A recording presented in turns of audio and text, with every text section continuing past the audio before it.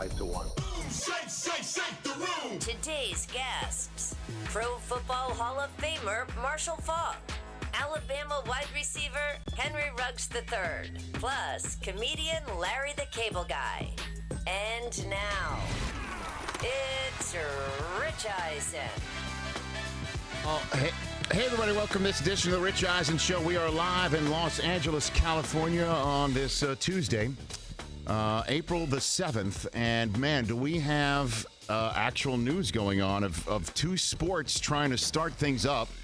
And the conversation about whether it's the right thing to do or it's not the right thing to do, as we have finally, I guess, hit that portion of April. And we're going to discuss it. 844-204-RICH is the number to dial here on this busy Tuesday program. We've got a lot of football on the brain. As always, Marshall Faulk's going to be first up here on this show, 20 minutes in. Henry Ruggs III. We're just going straight down all of the top Alabama Crimson Tide players that are out there available for this year's draft. We had yesterday Jedrick Wills on. Last week we had on this program, formerly of Alabama, Jalen Hurts. We had Jerry Jeudy. Now we've got Henry Ruggs III later on today as we're matriculating our way through the top Alabama Crimson Tide players available in this year's draft coming up on April the 23rd. And again, the NFL has received a lot of grief about, why are you holding the draft? Why are you trying to force teams to do the draft from home? Can't we just wait a few weeks? I can't tell you the number of times that I've seen that on Twitter. Why are we doing this now? And then when the draft hits and it goes off because all of these teams, there's been no more adaptable organism in sports than an NFL team. Certainly that's all we talk about, how to adapt after halftime, what to do in the third and fourth quarter to try and win a football game. Well, now they have to adapt to put on a draft. And why are we doing it? What's going on? Well, when the draft hits, and we're all talking about the first and second and third rounds on Thursday and Friday, the 23rd and 24th, as we expect this all to happen, and we're all hoping that the world hasn't fallen completely apart to the point where you, the fan, still wants it, we're going to be talking a lot about it. And I think everybody's going to really enjoy that wormhole, certainly in between the first two and the second duo of episodes of the new Jordan documentary on ESPN. It's going to be a great week for sports fans to try and feel a little bit normal, if that's the thing that you're looking for or want. But two sports over the last 24 hours, news broke of them starting up, potentially. First one, Major League Baseball. Jeff Passan of ESPN reporting that the league, Major League Baseball, and also the Players Association have gotten together and they're starting to talk about how they could start things up. And came up with, I guess, the best plan, and Jeff Passan's reporting on it on ESPN. And he'll be joining us at the top of hour number 2 to discuss his report. That I guess they're going to create their own bubble world in the same way that the NBA has discussed doing this in Las Vegas to start their league up again. Major League Baseball is going to create their own bubble world in the state of Arizona and play in multiple parks in the state of Arizona, including the home of the Arizona Diamondbacks, in front of no fans. And I guess 10 other minor league facilities, and stay in their hotels where they'll be quarantined prior to which. And the only time that they're out of their hotels is to go to and from stadiums and play baseball. And I'm assuming the dugouts will have to be the size of football fields to stay at least 6 feet apart from your next door, your other player. Or I guess you figure that everybody has been quarantined long enough and they're not sick and they don't have coronavirus. They don't have COVID-19. And thus they can hang together and be together just like you and your families are sheltering in place at home. I think what I read is they're going to sit in the stands, the first few rows of behind the dugout. 6 feet apart. 6 feet apart. Yeah. And when they go to the mound, they'll be 6 to 10 feet apart. There can't be any mound visits, or I think they're eliminating mound visits. Electronic strike zone. MLB has been actively considering numerous contingency plans that will allow play to commence once the public health situation is improved to the point that it is safe to do so. They've discussed ideas of staging games at one location as an option. We have not settled on that option or developed a detailed plan. And they're basically saying that the report that Jeff Passan has out there is it's just being discussed preliminary. We are not ready at this time to endorse any particular format for staging games in light of the rapidly changing public health situation caused by the coronavirus. Again, the virus is going to set the timeline, everybody. We're all desperate for a distraction, I think, in return to sports and return to normal in a way. And I think that's, again, why the NFL is deciding to do this draft. And in terms of, if not now, when?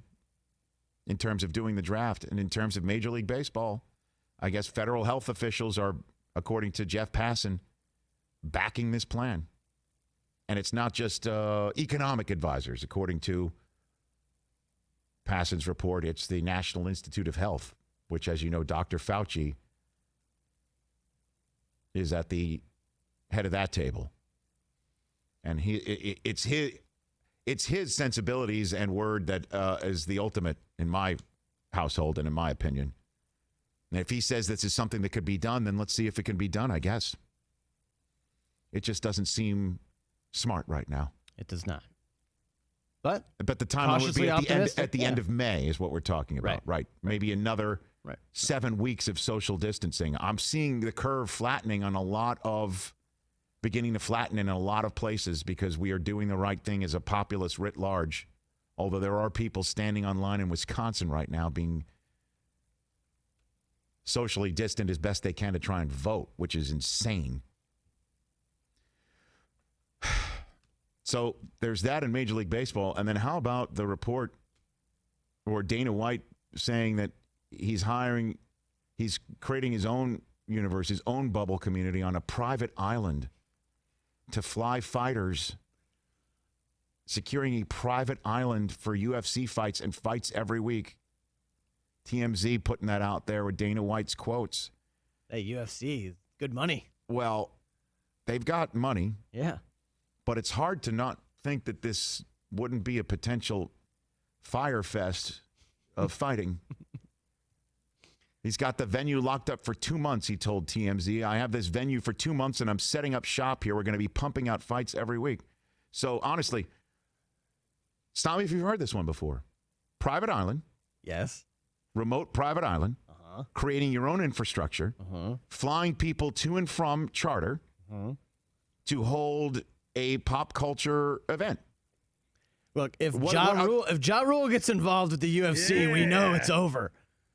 I mean, Dana, are you going to serve cheese sandwiches? Tents? I'm going to start flying them all into the private island and doing international fights from there. Because I won't be able to get international fighters, all of them, to the U.S., so I have a private island. My gosh. Let's hope nobody has to take one for the team, Rich. Hey, now. Yeah. Very good. Very good one. That's a good one. Well, honestly, I mean, I guess you're going to have to get fighters to agree to do that, too. I mean, you still have to get fighters. Who wants to hop a private flight and to go to a private island? And who's going to broadcast it? I have no earthly idea. What's the first battle going to be? Robinson Crusoe versus Wilson the volleyball? I mean, is that the first fight? Swiss Family Robinson? Jeff Probst is involved. This one caused me to just go. I know Dana White is a showman. We've had him on a few times, and that's his job, is to sell tickets and be a showman. But at some point, I mean, you're creating your own private island. You got to set up your own infrastructure, your own plan. I mean, we've seen this documentary before.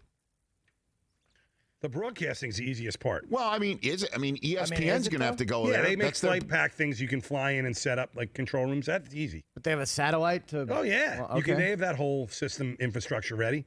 Those companies would love to work now. So guess what we're going to do? Ariel Helwani will be on part of your news segment in hour 3 when you hit this story later on, Chris. Great. I mean, we got a full house today, especially since, for a little fun, Larry the Cable Guy will be calling into our program. Get her done. Get her done. So, yeah, his new special from Comedy Dynamics, Remain Seated, is available starting today. How about that for a guest list? Marshall Faulk, Jeff Passan, Henry Ruggs III, Larry the Cable Guy, and Ariel Helwani for a little bit of you-know-whats and giggles later on for your news update. That's how we're rolling here on this Tuesday program on The Rich Eisen Show. I mean, wow. And there's Hard Knocks news. Oh, Did you see that this morning? No, is it going to be the team that we all hoped for and wanted? The Arizona Cardinals? Yeah. It is not.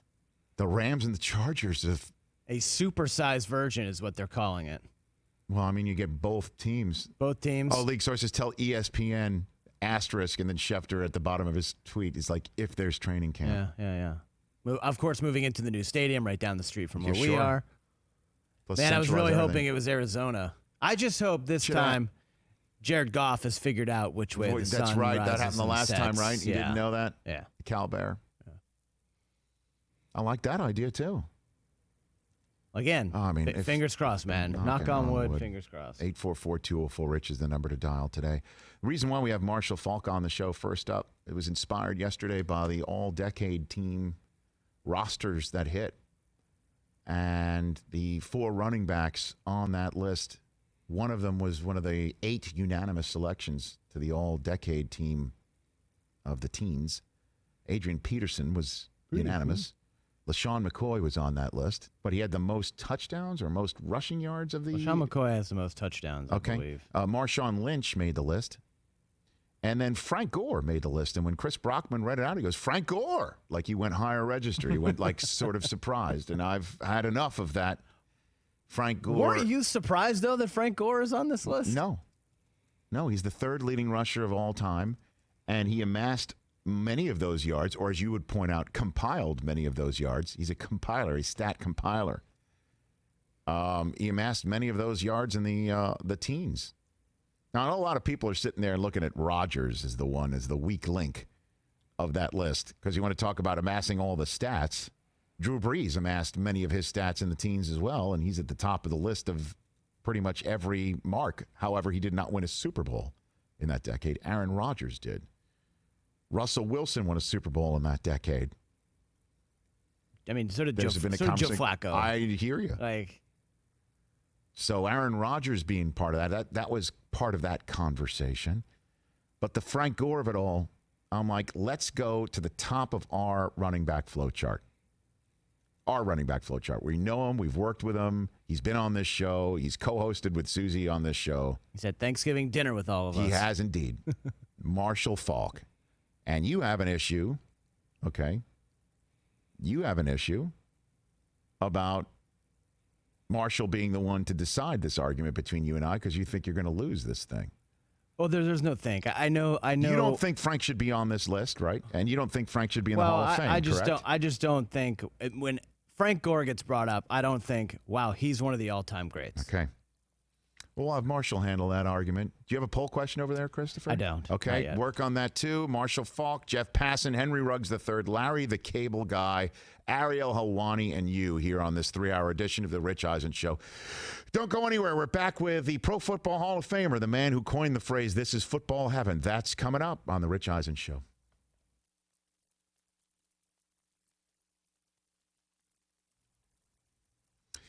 All right, YouTubers, youtube.com/Rich Eisen Show. 844-204-RICH is the number to dial. We'll have this conversation today. We've got 5 people here, man. 5 of them. Loaded. I like that the board just says cable L guy. dash L period cable guy. I can't see the L. I thought we're in a movie. That doesn't say cable guy. Cable guy. Well, we can't see LT cable guy, right? No, the golf bag's in the way, so Oh. from my vantage point, so L I just dot see cable I just guy. see cable guy. That's a 4-hour window. Yeah, right. Larry will Forgot join about us that. sometime Sometime in between 2 4 and 6. Sometimes between. I like that. It's a 4-hour window. You got to be waiting. It's a good line, Mike. Good job, Mike. I never got that. He's pegged for 20 minutes All right, after. there you go. He's pegged for 20 That minutes was after. pretty funny. So, All right. I still can't believe that like Cam and Jameis aren't going to be signed before the draft. well, didn't Cam speak? Cam was on his Instagram Live? He was on an Instagram Live with Chris Paul Right. and talked about how he feels like a fish out of water Right. being in free agency. Uncharted waters for the first time in his career. Right. Okay. So, I think, like I keep telling you over and over again, that guy's not going to have a job before May at the very least. Teams are going to go through their draft and figure that whole thing out. I just don't believe that teams think that he's not a better option than a guy you just drafted.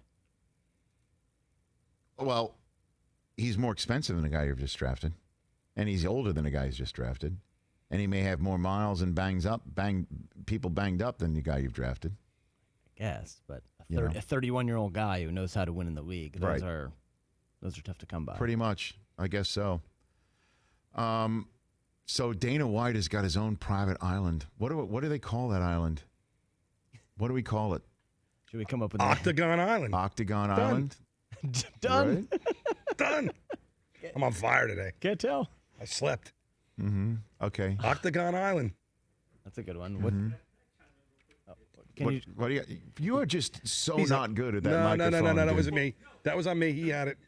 Oh, look, this is what today's guest, Pro Football Hall of Famer Frank Gore. Do you know you did that? Well, did you know you did that? This is the copy, according to Don Bowie, what you sent. I typed it while sleeping this morning. I was like half asleep typing this out before I left. Are you okay today? Because, we were late on the live stream today. Are you all right over there? Are you okay over there? Wow. Hall of Famer Frank Gore? I'm fine. Did you have a rough night of sleep? Is Cage all right? Guy. Is Cage all right at home? I'm fine.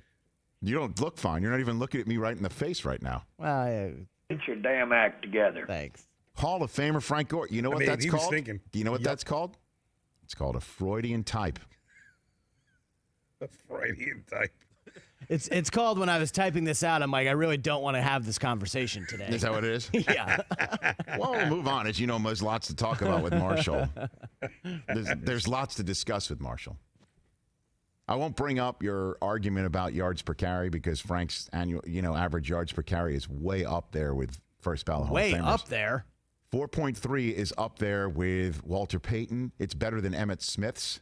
Oh, you're yards right. per You're carry. right. Frank Gore's in the same conversation as both those guys. My bad. He will be. He's the one who's going to get a bust. You're the one, by the way, who brought up yards per carry. I better back off. You're about to walk off this set right now. I can see you right now. You're right. You're right. See, and Jabbar Gaffney's yards per catch are probably the exact same as Jerry Rice. By the way, let's talk about that. Can we look that up? Let me look that up. Oh, look at it. I just pulled that name out. I just pulled that name out. Jabbar Gaffney is a great name, by the way. University of Florida's Jabbar Gaffney, everybody. By the way, when you Google him, his photograph is not a good one. His average yards per catch. 12.7. That's a huge average, man. Jerry Yards per reception. Jerry Rice has got to be better than 12.7. Brockman, was that Danny Warfel? 14.8. There you go, 14. Jerry, this is really good. So are you good on turning the microphone on? Yes. Or you're terrible at it? On, but I have to see him walk. He's got to actually slide do something, in, which I didn't realize. Yeah. All right, this operation's falling apart at the very wrong time. Well, let's try to not make it fall apart. I have a thing, Brockman. You were talking about you didn't have a poll question today, right? I don't. So we were speaking. I don't. So we were speaking about Dana White wanting to have a fight on his own private island, and as I was reading that yesterday, it sounded like a movie to me, and so I guess this could be a poll question. If it was a movie, which one of these movie tough guys would you take in a fight on a deserted island? What do you got? Jean-Claude Van Damme. Okay. Steven Seagal or Chuck Norris. I left Bruce Lee out because I feel like everybody would say Bruce Lee. Why don't we just run down the cast of The Expendables? Or maybe I wasn't even done because I knew we can only put 3 people. All right, we're back I've got in a minute. Arnold, Sly, Bruce. They're all listed, but we can only have X amount. So.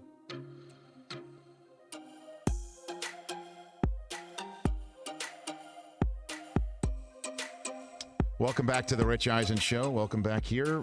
Marshall Faulk going to be calling in a matter of moments. I think we did workshop while we were on break today's poll question, if I'm not mistaken. We just got to figure out, based on the fact that Dana White is getting his own private island, or he's acquired his own private island. He has it for 2 months, by the way. So guess what? If you were looking to get this private island in May, it's all booked. But just I was wait. working on the just wait. the Del Tufo fire when we were all ready to do it. I'm now wait. mad. Just wait. Just wait. I guess by June 15th or July 15th, if you were looking to book that private island, when Khabib and the gang pull up stakes, just you go there and you could use the UFC's infrastructure. Right? Am I wrong? This is such uncharted. You too can also use the same tent that Holly Holm used. That's a selling point, right? Honestly, here's this Conor is just, McGregor's cheese sandwich. Here's Conor McGregor's He didn't want the cheese whole sandwich. thing. Conor McGregor's cheese His sandwich. box lunch. I mean, Here it is. That's a good fantasy name. Look, I mean, how is this not the Fighting Fire Fest? This is what it reeks of. This whole thing, other than the fact that Dana White has his credit. He's Yes, got it's a full little bit better credit. than that Billy McFarlane guy. Just a little bit. But it just has the same makings here. All right. He's one of my good friends. He's known as Uncle Marshall in my household. He is a Pro Football Hall of Famer, and he is Marshall Faulk here on the Rich Eisen Show. How are you, Marshall? Doing good, Rich. How you doing, man? We're just talking about this UFC plan. Did you hear about this? Dana White's getting his own private island and flying fighters there to have fights? Yeah. Is that Man? Do you know about this place, Marshall? You know a lot of places. No idea. No, I have not heard about it. Okay. Wow, that's interesting. It's not the place where Zeke went last summer? No, not the same place. Oh man, this is interesting, Rich. I mean, this is interesting. Because it looks like he's going to fly people there, and we're going to do fights. It'll be a lot of fun, and just check it out. You know, it's a weekly. He's going to do weekly fights there, Marshall. He's going to do that. Here's my question. Yes. Here's the question. Yes, sir. If someone catches COVID there, yes, can they sue him? Well, that's interesting you ask about liability issues on this front. There's a lot of labor laws that are potentially these are, I'm sure, things that he's going through right now. But I think he is somebody that wants to get up and running, and he wants to keep his business going, and he also knows that there's a captive audience, which is part of the reason why I believe, we've got the NFL draft later on this month. That we're that there is a need and a desire for a lot of sports fans to try and feel normal, to get that out there, and try and figure out how you can get back to normal. Marshall, I mean, you'd sit back and watch a fight if you could, right? Oh yeah, without a doubt. No, don't get me wrong. I think more than ever, we would sit back and we would like.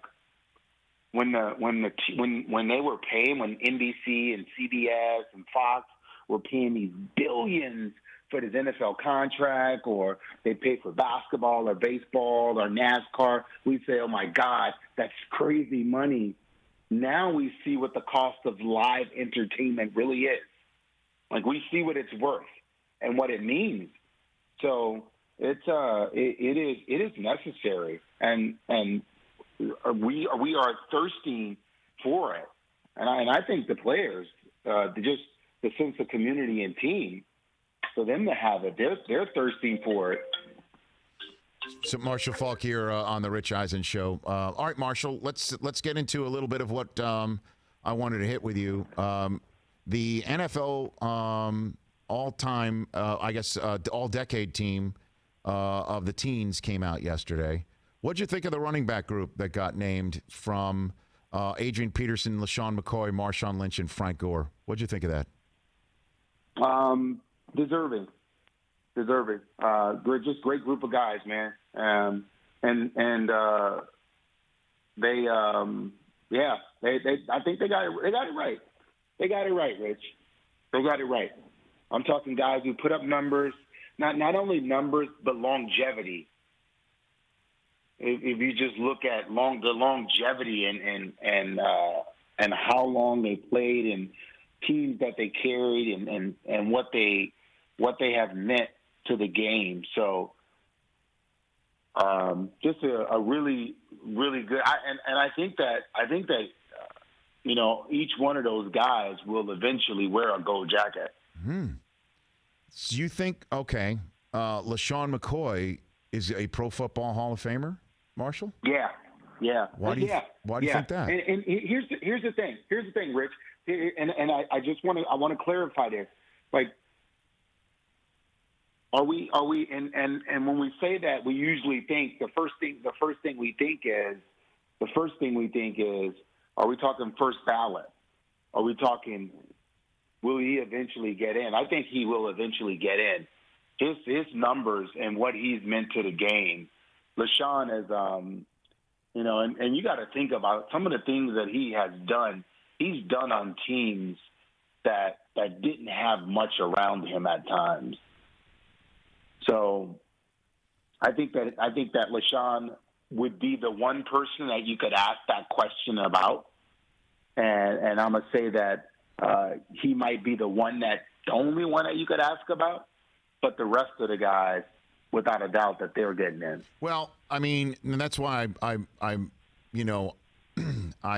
mentioned McCoy specifically when you said you think all four of them are going to get a jacket. Yeah, I know. I think he's the stretch. He's the stretch. Well, I mean, isn't that the running play he used to like the most, Marshall? There you go. Huh? Rich, man, you just, dude. Dude, you are just. Hey, Oh my God. You went away a long time. I don't shine shoes no more, Marshall. You know what I mean? I know. But now, how long has it been since you and Chris Brockman got into it? When was the last time that you guys have had some sort of football conversation that you get into it? Whatever the last time he was probably here. Probably the last time he was here. Okay, Marshall. Yeah. Now, Chris does not believe Frank Gore is a Hall of Famer, and I think he does speak for a lot of people.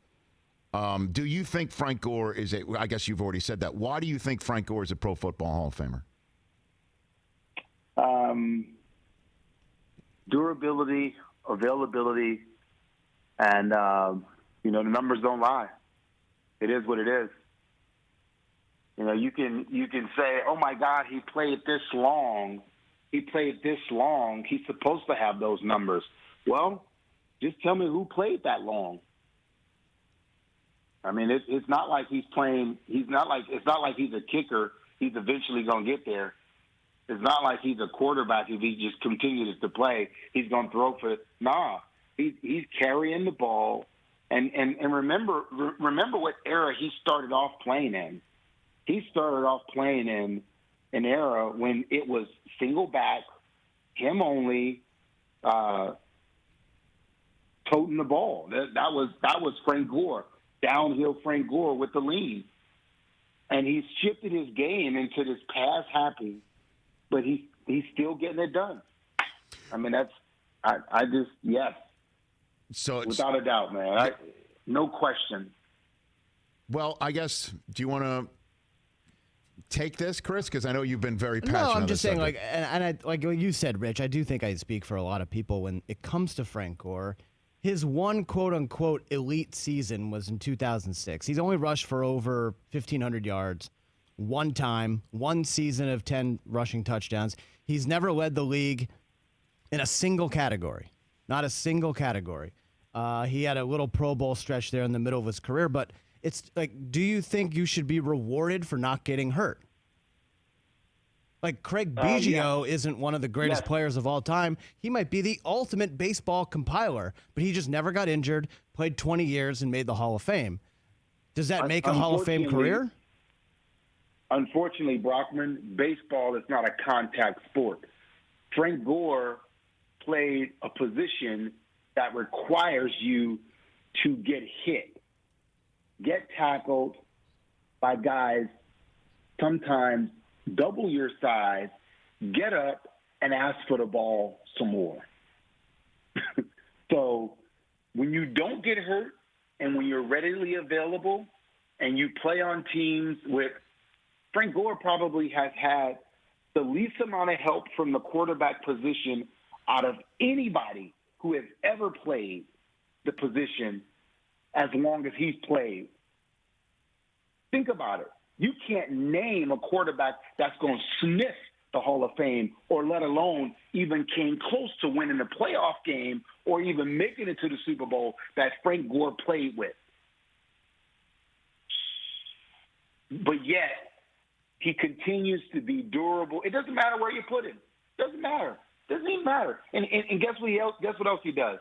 Every time you put him out there and you say, hey, Frank, you have to compete. You have to compete with somebody in order to, like, win a job. Guess what he does? He beats the guy out. And that includes a guy named LaShawn McCoy. That is true. Marshall Faulk here on the Rich Eisen I do like show. that quarterback argument. Yeah, well, you know what? And again, too, I do have to say, however, I fully agree with you, Marshall. And it is true that baseball isn't the contact sport as football, but BGO did lead the league every year in hit by pitches, right? He did get hit a lot. And he did get back By in the choice. By choice. Oh, Marshall, now let's talk about current running backs and the current status of this market. And you're very well versed in it. Again, you were front and center in counseling Zeke Elliott last year. It just seems to me, we saw what Derrick Henry did last year, and he felt, and this may have been also to do with the fact that coronavirus is ravaging our country, and maybe he just wanted to get paid right now, and he signs his tender. Todd Gurley signing 1 year, $6 million for the mat, for if he gets everything for his new contract. What is going on with this market, Marshall? What's happening here? So you look at San Francisco and what they did, and usually the trend is the teams that are in the Super Bowl. That's the trend. San Francisco, you look at their backfield, you look at what Kansas City had in their backfield, and you look at the money that was spent, and that's the trend. That's what you feel like you have to do. But usually that's the case. You running back by committee, and that's what happens. If you don't deem yourself worthy of the finances and the paycheck, if you're not a tap out guy, if you're not a guy that wants to share the backfield, then you'll get paid handsomely. And the guys that are getting paid, they are full service guys. I'm telling you right now, it is not going to be a bargain deal when Christian McCaffrey back up the truck to Carolina. It's not going to be that kind of conversation. It's not going to be about who else is sharing the backfield with him. It's just not, because he's not a guy that's taking downs off. He's not taking plays off. He's maximizing his opportunity to make his team better.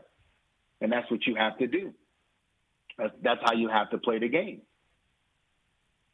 So, and then obviously you didn't even mention Melvin Gordon and what he had to do. So, what's your counsel to running backs in today's game? You have to demand your time on the field.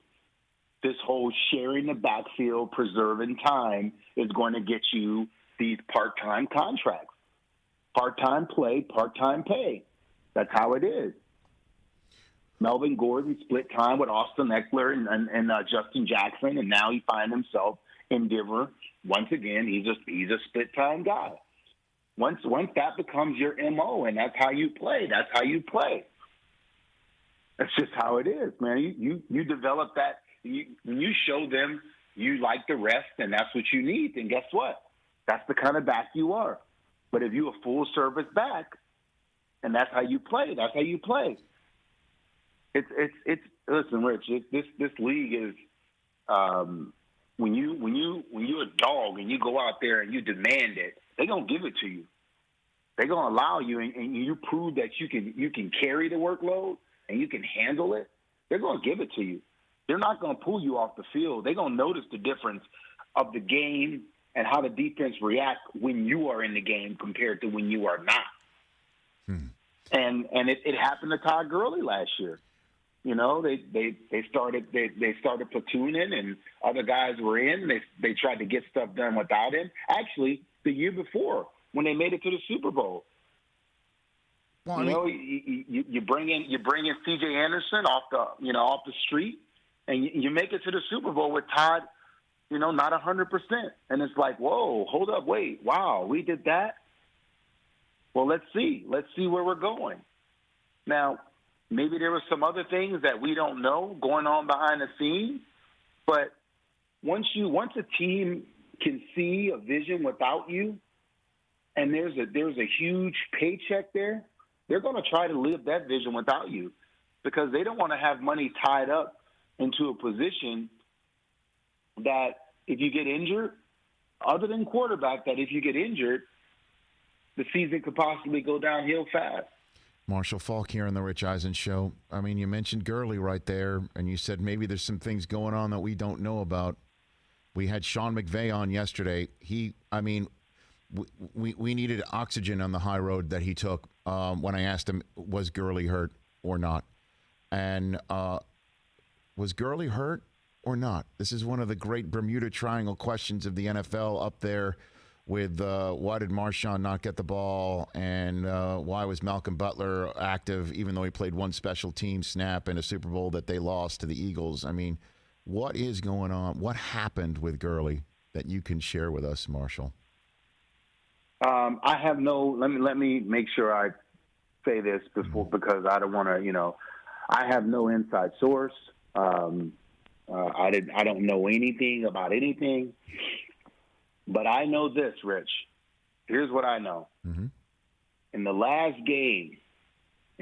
very last game of the season, that being the Super Bowl, there's no way, if I was not hurt, that they would have kept me off that field. Okay. I'm trying to interpret. I literally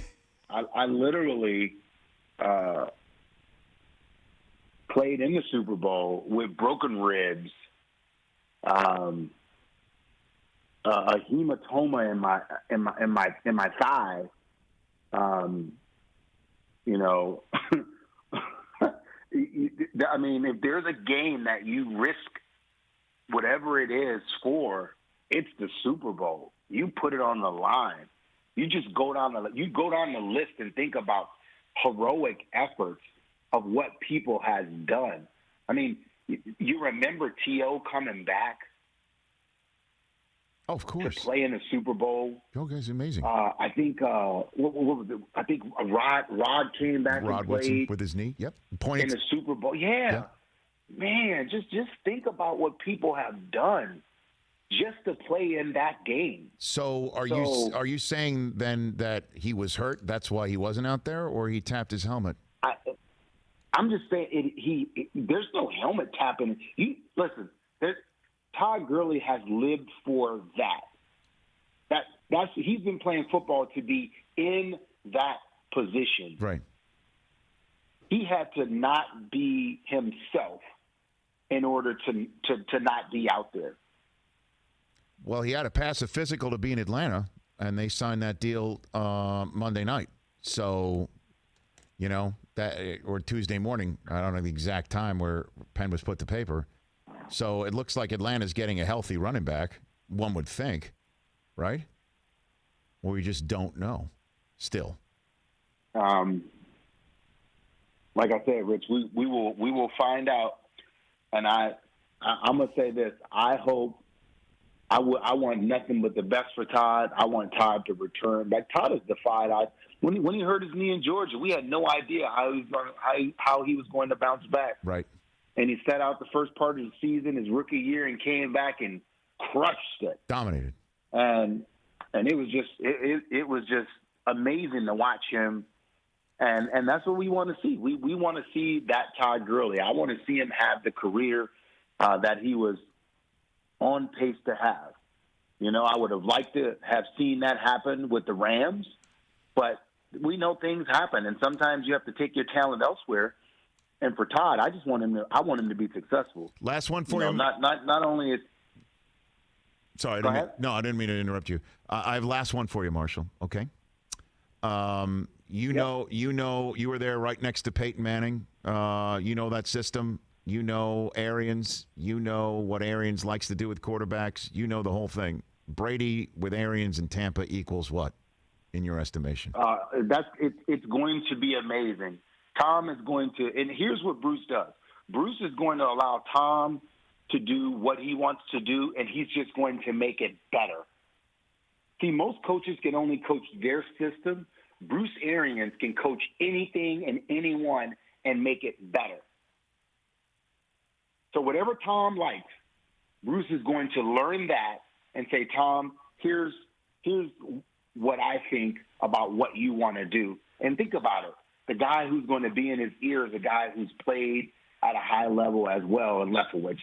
It's just a great marriage, man. I like what they did from that standpoint. And I'm happy for Brady that he got a guy like Arians that knows how to deal with just players in general, but definitely veterans, man. He's a player's coach. So you think in a way that Brady and do you think Brady had that in New England or not enough of it in New England, and that he's going to thrive with that being, hey, we know what you like. This is exactly how we're going to do it, like you like it, but in a way that I'm now seeing it to help improve it, and thus it'll be more collaborative than Brady perhaps is used to. Would you agree with that, Marshall? I'm gonna say that Bruce is like-minded on offense to what Belichick is on defense. You know how flexible Belichick is to we're going to do whatever we need to do to win on defense? That's Bruce on offense. Love it. So Bruce is going to, whatever it is, he's going to make the necessary adjustments. It's not just about this is our system, this is what we do. No, it's about winning games. Marshall, and that's what it boils down to. You're the man, Marshall. Everybody healthy in your family, I trust? Everybody good? Everybody's good, man. Everybody's good, yep. Love it. How about you? Thank goodness everybody healthy. But you know those three kids in that household. It's lively. It's lively. It's lively, Marshall. How's homeschool going? Homeschool good? It's particularly lively, Marshall. Particularly lively. Yes. Particularly lively. And my kids are all note writers. They write notes to me and Susie, and they shove it under the door when Susie and I are like on the phone or something to give us a heads up. You know, and Taylor, you haven't been around Taylor for about 6 months. She is particularly vocal and a great letter writer. A great letter writer, a great note taker. Nice. Yeah, so we're all working together in one direction.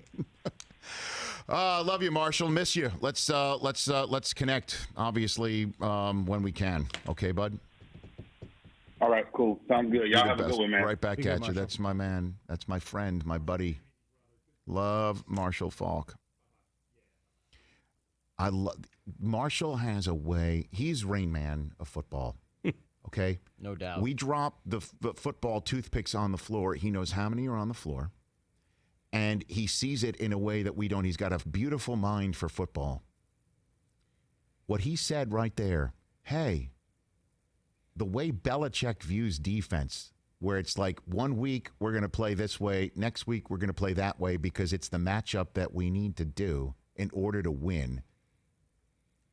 Arians is going to be that same way on offense, with the exception of, hey, this week we're going to run it 40 times with Jonas Gray, and then the next week we're going to cut Jonas Gray. Like, instead, it's going to be, we're going to throw it 40 times this week, and we'll throw it 50 the next. And if we have to run it, we'll run it. But I think Brady, that's his point. I didn't think about that one. 844-204-RICH, phone calls and so much more. That's next on the Rich Eisen. Oh, by the way, there was something I said on Twitter that got a little people a little upset. I'll hit that next as well.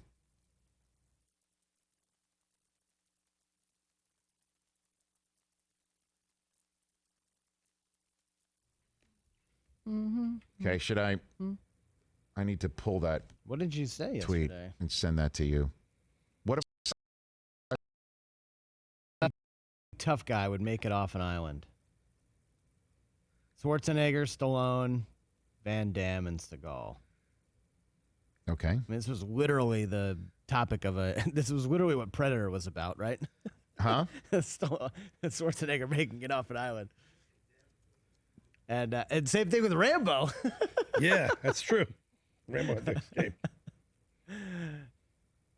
Yeah, so this is So what do you got? I'm so sorry. It's all right. It's based on the UFC stuff, and Dana White's saying he's got an island. So which movie tough guy would make it off an island? Okay. And you- Schwarzenegger, Stallone, Van Damme, and Steven Seagal. so here's the tweet I'm sending you, Don Bowie, if you want to pop it up on screen, if we can turn it around in time. It was in response to Steve Levy sending out a picture of two ends of bread that he says Oh that- yeah. I'm with you. I loved eating the ends. Yeah, and the bread's great. Perfect PBJ. Boom. right? I actually made one of those I couldn't yesterday. believe- broccoli I and couldn't No, I'm believe into it the was- ends. I'm with you on this.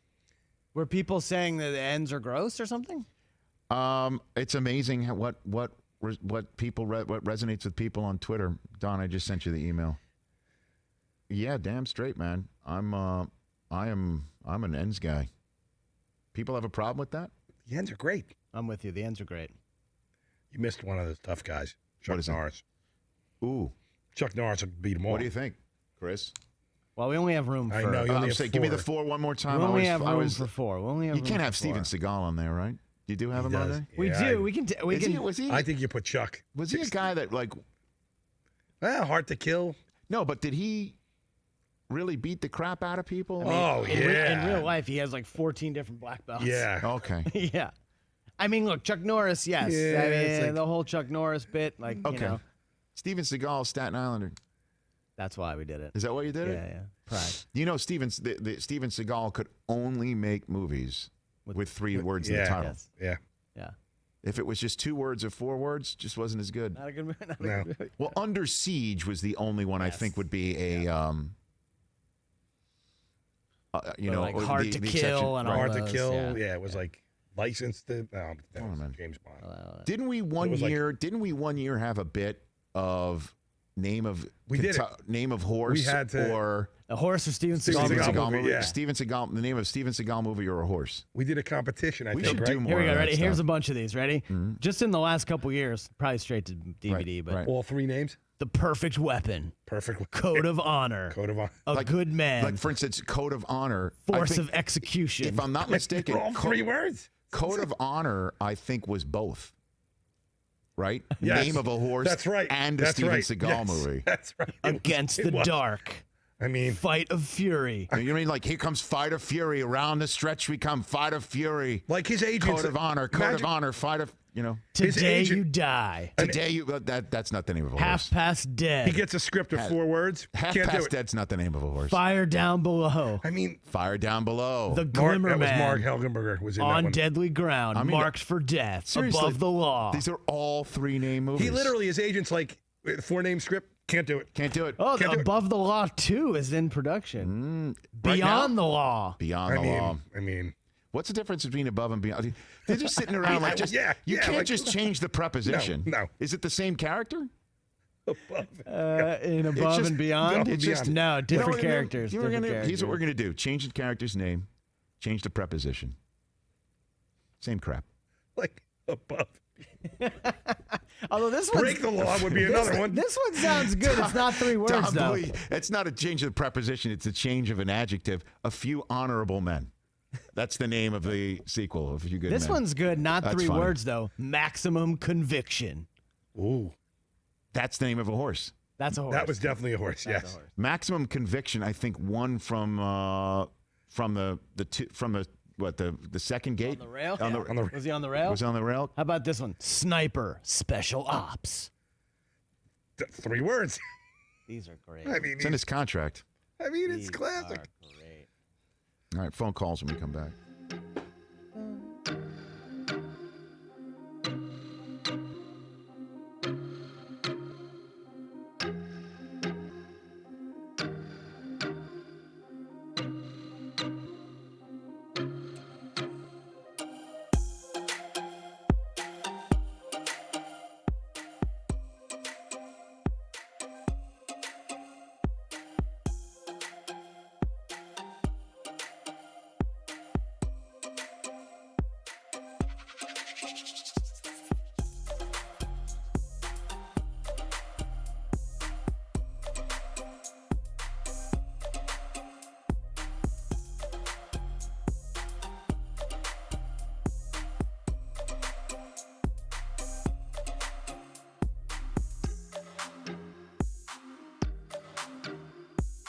Welcome back to the Rich Eisen Show. 844-204-RICH is the number to dial. Joe from the United Kingdom is calling in. What's up? Let's take this call from the UK, a trunk call, if you will. What's up, Joe? Hey, how you doing, Rich? Pleasure to speak with you. I hope everybody's good there, and I hope Boris Johnson is getting well soon, sir. I don't know what your politics are; it doesn't matter. I hope the man pulls through very soon. Yeah, exactly. Thanks for that. Anyway, so I was listening to the show yesterday, and now that it's on YouTube, I can do that. And I heard Peter King's comment. I'm a Dolphins fan. When the Dolphins were the first team over in the UK, I decided to root for them. It's been a tough journey, but I'm looking forward to it getting better. But I nearly spat out my tea when I heard that Peter King said that we should trade all our first rounders this year. Yeah, you heard that one. That made it across. That made it all the way over to you. Yeah, that's crazy. So, how are you a Dolphins fan in? Let me see it. Glasgow. Okay, so how are you a Dolphins fan in Glasgow? Yeah, so basically what happened was, I don't know if you remember the first time that they were in the UK, they played against the Giants. Okay. And my friend was rooting for the Giants, and I said, well, I'll go for the Dolphins. And then, so that's how it made it all the way over here. That's amazing. Hey, look, I don't think the Dolphins are going to give all that up. I think that they love Tua, and I think Tua is healthy, and I think they're going to go to 3 and get Tua. Personally, that's what I think. And I thank you for the call, and keep listening to this show. I love it. We've had international listeners for a very long time, since our podcast began back in 2011. That's why the NFL goes abroad. Oh yeah, I'll go to the game. You root for the Giants, I'll root for the Dolphins. Years later, he's calling you into a United States-based sports talk radio simulcast. That's why the NFL goes abroad right there. You heard that. Peter said but he said again, he would give up all of their first-round picks this year and one next year to move up from 5 to 1 if they think Joe Burrow is that much better than anybody else on their draft board. Let's just put it that way. 5 total picks, right? He said that's 4 total picks. All 3 this year. He'd go from 5 to 1, and then the other 2 first-rounders this year and one of the 2 that they have next year. They'd still have a first-rounder next year, and they'd have the quarterback of the future that they believe is the man. That's his point. If you think on your board he is that much better than the other guys, and he is that much better than who you might have next year, or you think anybody else in the last couple years or whatever, you think this player is so special, he is transformative, and you believe that, and your scouting department believes that, and you've looked him in the eye at the combine and on Zoom and on tape, and you saw he had 60 touchdowns last year, and he's pointing to his ring finger, and he's got the swag, and he wants to maybe not go to Cincinnati. He's waiting for that phone call. He would be flipping out if you take him and put him in the AFC East. And if he is the next Tom Brady, because that's the way he looks mechanically, and he does have that swag, why not put the next Tom Brady in the AFC East and dominate just like what the Patriots did for 20 years? That's worth the 4 first-rounders, is what Peter says. He said that yesterday, and then I went online yesterday to read more of his work because I just love what Peter writes. You know what he said? The column it was like, here's my idea of what the Dolphins should offer for Burrow, but the Bengals shouldn't accept it. That's what he said. Wow. Burrow could be that special. Hour 2, Jeff Passan. Is baseball coming back soon? And Henry Ruggs and your calls.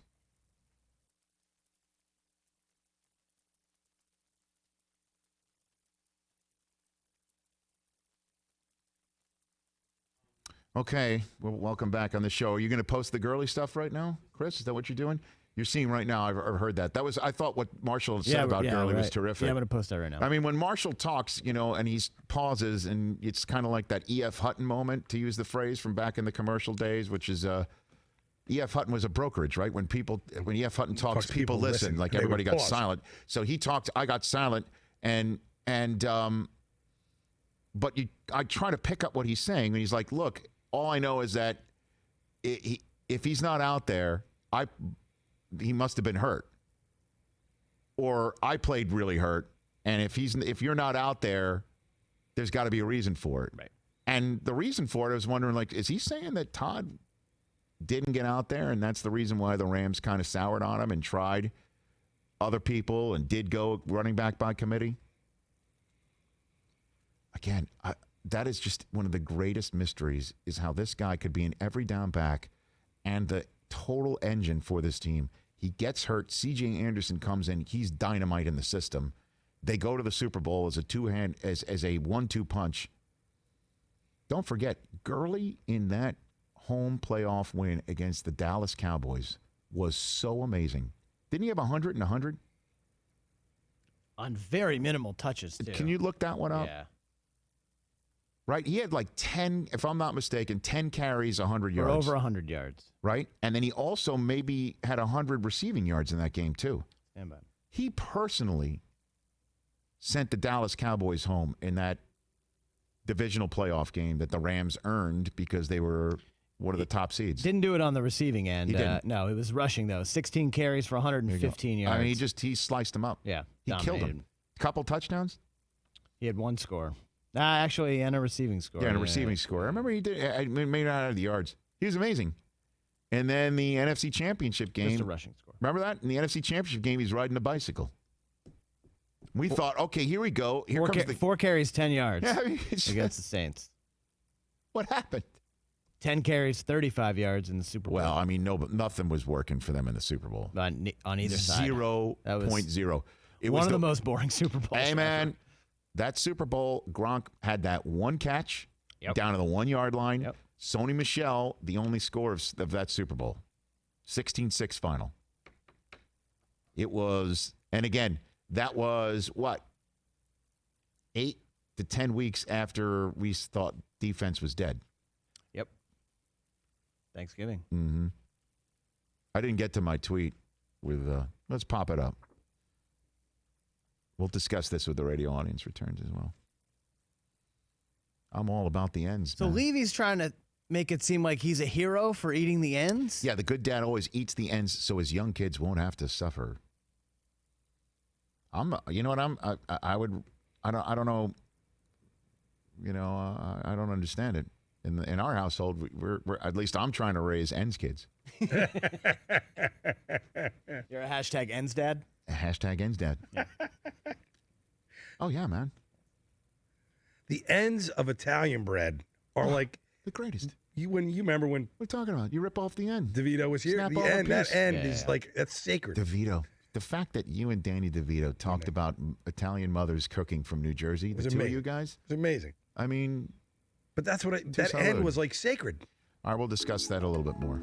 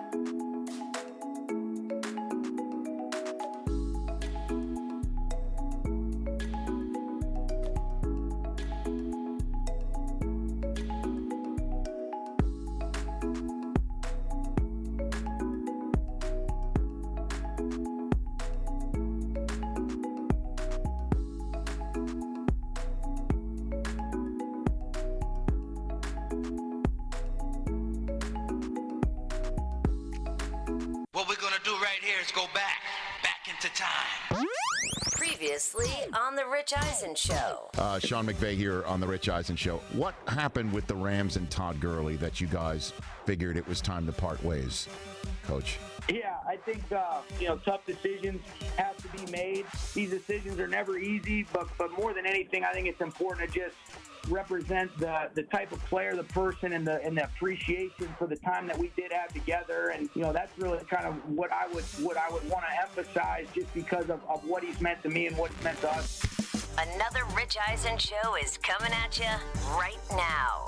You know what I am? Knowledgeable, sage, and This is The Rich Eisen Show. also the host of this show. At Rich Eisen Show right now. Live from the Rich Eisen Show studio in Los Angeles. Telling you this intrigue, we're going to be all over. Available now on the Rich Eisen Show app. In my opinion, if Burrow is markedly above the other quarterbacks on their board, Dolphins, they should offer 4-1s to the Bengals to move up from 5-1. Boom, shake the room. Earlier on the show, Pro Football Hall of Famer Marshall Faulk. Still to come, Alabama wide receiver Henry Ruggs III. Plus, comedian Larry the Cable Guy. And now, It's Rich Eisen.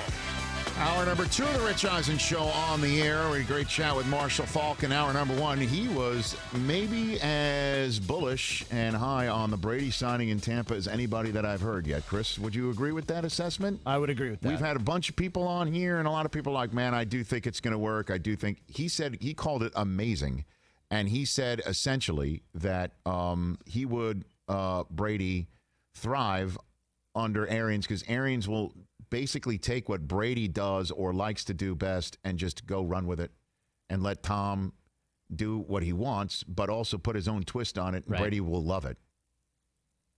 And Marshall knows what Arians does with quarterbacks. He had a front row seat for what Arians was doing with Peyton Manning. Can't really disagree with him, can you? So, I mean, and he knows Arians very well. Go to our YouTube feed for all of the conversation. We had an interesting comment on Todd Gurley, which I do believe we've already posted on our Twitter feed at Rich Eisen Show as well. Henry Ruggs III, he may be the first wide receiver off the board. He'll be joining us in the middle of this hour. NFL draft coming up in a couple of Thursdays. It's right around the corner. And Larry the Cable Guy, for crying out loud, will join us in hour number 3. Ariel Helwani will also check in on the story that grabbed a lot of attention yesterday because Dana White says he's going to hold fights on his own private island. Maybe he should call it, Idaho. There's his own private Idaho. Maybe he should just buy Idaho. Gilligan's. I don't know. Yeah, right? I don't know. Gilligan's. That's right. You should just buy Idaho. That's what you should do. You should have Is Gilligan Idaho fight the for captain. sale? No, it's not. But the other story that created a lot of headlines from ESPN, our friend Jeff Passan broke that baseball and the Players Association are focusing on a plan backed by federal health officials that could have players in training camps by May and games soon thereafter. And he was kind enough to call on the show to put a little bit more meat on those bones. How are you, Jeff? I am well, Rich. How are you? I'm glad to hear that. So how real is this plan about, I guess, creating their own bubble world, to use, or bubble city, bubble state, and to use, I guess, the Cuban phrase of what the NBA might be considering? Yeah, at this point, it's not terribly realistic because there are so many logistical hoops that they need to jump through. The first thing that they would need to do is get players on board and strike some sort of a deal between the players and the league in order to start going ahead and making plans. How many rooms do we need? How many people do we need to make food? How many people do we need to drive buses? Where do we find these people? How do we background check them? I mean, there are, like, I say a million things. There are thousands of things that need to be done before this happens. But the feeling among some people inside the sport right now is that this is the best hope for getting baseball on the field this year. Now, as Major League Baseball said in a statement earlier today, there are other options out there, but most of those options involve waiting. And as we know, and as we've seen in many regards with sports, one wait turns into a much longer one. And when you have a date in mind, it typically gets pushed back. When you do something like this Biodome situation, the dates are immaterial because the sanctity of the dome is what is supposed to keep you and those around you and those on the outside safe and healthy. And if they can get buy-in from players to do that, which is going to be really, really hard to do, I think this thing at very least has a chance of moving forward and at least seeing the logistical capabilities and whether they can pull that off. Well, I guess, and again, it is something you just showed about when we're like, hey, sports is going to have to return. You just went through, and it's even if you do get all the players on board, as you point out, the logistics aspect. Where do they stay? How clean? How can they?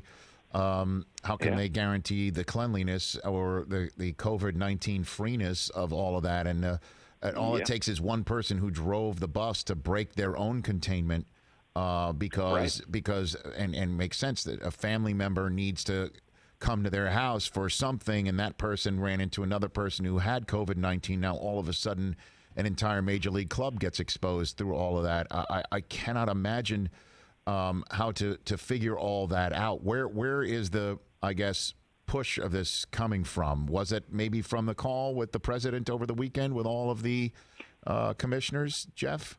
No. This is something that predates that call by a couple of weeks now. And there have been some federal health officials who have been strongly in favor of this plan. And listen, they have their own motivations, right? I think that they see baseball as sort of an opportunity to reopen the country. Now, is it premature? It might be. And is the possibility of baseball not being able to do this realistic? Yes, very. Like, if they pull this thing off, it will be an incredible. If they pull this thing off and they pull it off with the support of the players, and they pull it off and can somehow keep everyone healthy and keep everybody inside the Biodome and get buy-in from everyone, it will be an unbelievable feat. That being said, if that is the best option that they've got right now, and players recognize that the only way I get paid in 2020 is if I play baseball games, well, they want to play baseball games. And the as crazy as some of the elements of this are, Rich, and I fully acknowledge they are bonkers, the motivations of players to get paid and of owners to make money are very, very strong. Jeff Passan, ESPN MLB insider here on the Rich Eisen Show. So, again, clearly something, we've got to plan ahead. People have to plan ahead. Again, at the end of May or the beginning of June, there may be better contact tracing in the United States. There may be a better way for everybody to know who's had it or who has it, and thus those who've had it are able to do stuff like go outdoors, and those who have it are the ones who are put inside, not the entire population. So it is possible that we plan for these moments, that conditions as they are now, when it is better, we can pull that out of the front drawer and actually do it. So what, 100%. However, correct. So what, with social distancing obviously still needing to take place, what might fans need to know about how baseball or the plans for this would go? I guess where the players are all together and trying to maintain their health in a sport where everybody's in a dugout, et cetera, and so on and so forth. Well, there's a possibility, Rich, that everybody's not in the dugout. There's a possibility that in order to model social distancing for the general public who are going to be watching these games on television, that we're going to see players sitting in the stands 6 feet apart. That's part of, I think, the government push here, and why health officials see baseball, which is a sport that typically socially distances pretty naturally, as being archetypal in coming back. Now, between that and the idea of an electronic strike zone so that the umpire doesn't have to hover over the catcher, and base coaches standing even further back than they typically would. I mean, there are a bunch of little things that can be done, but what they preach also has to be practiced. Like inside the clubhouses, you're not going to have like a bunch of grab assing going on like that. That just can't be part of this whole thing. It just can't. In order for it to work, even if you are inside the Biodome, even if you are clean, it's like you gotta, the way one person described it to me is, for something like this to work, baseball players need to look at themselves as a little less baseball player and a little more armed forces member. And that is in the discipline that they would need to do this, whether it's following the rules that are put into place by public health officials, or doing something as simple as knowing that for the next, indefinite period of time, you're not going to be able to go out and grab a meal, drink a beer, meet up with a friend, hang out with a girl. None of those things are on the table anymore. And what you're getting for this is threefold. Number one, you're getting paid for it. Number two, you're becoming part of the first wave of people to be back and the first sport to be back in America. And number three, you could potentially be doing a service to baseball and setting it up long term, because if baseball, Rich, is this first sport back, and if it's got the national attention, this is something that could be incredible for the long term health of the sport. And I think that people in the game recognize that, and if they can, want to take advantage. To become, if you will, the national pastime once again. Right. Yeah, no question about it. And I think that appeals to people, but they don't want to get too far out over their skis here. And that's why The idea that this is going to be rushed into place, I think, is pretty optimistic. But if they land, this week's going to be an important week. The players in MLB are going to be talking. They're going to be talking the alternatives, and they're going to see if they can get together on the economics of this. And if they can get together on the economics, then all of a sudden, there's a fighting chance for this plan. And so that's this week is what you're saying. Well, and again, it's not like that because you do have to plan for in case, the virus timeline does actually allow for something like this, right? Sure, absolutely. Okay. And they, MLB and the union had conversations yesterday. I think you're gonna really start hearing from some players and their feelings on the situation. And typically the players who are going to be speaking out are the ones who are going to be against this. But I've gotten, let's put it this way, I've heard from a number of players, and there have been a pretty wide variance of opinions. One guy who I talked with who said no way he would do it, and then he talked with his wife, and he said, okay, I guess I'll do it. Because she said, if this is the only way you're getting paid, go do it. Like, I can deal with it. Another player who essentially was saying, yeah, this sounds like an okay idea, but are we really going to ask baseball players to be in quarantine for potentially months and play in 120-degree heat in Phoenix to a game that, because of some of the changes, might not look particularly familiar? Totally reasonable point. And then I heard from another player who said, I want to get paid. I'll do whatever they want me to. And that was that. Running the gamut, as you would say. Okay, Jeff, thanks for the call. Appreciate it. I know you got more to do. Really appreciate your time. Thank you. Pleasure's always mine, my friend. Right Take care, back Rich. at you. Thanks for the call. That's Jeff Passan of ESPN. The first time ever, I think there'd be in Major League Baseball a no grab ass rule, based on what I just heard right there. What are we going to do without all the hot foots Without the in hot the foot dugout? Hey, man. No bubblegum hats. You can make millions of dollars and play the sport that you love.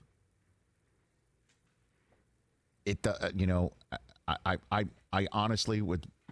If you were a player, would you be into this? I would have to think about it. You're making millions of dollars to play the game that you love. Yeah. My issue, anybody that's like, I can't be cooped up for months. Well, guess what? The whole country is right now. And those who aren't should be. That's one.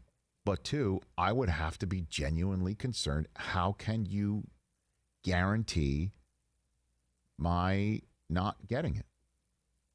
Look, we're all coming here every day, right?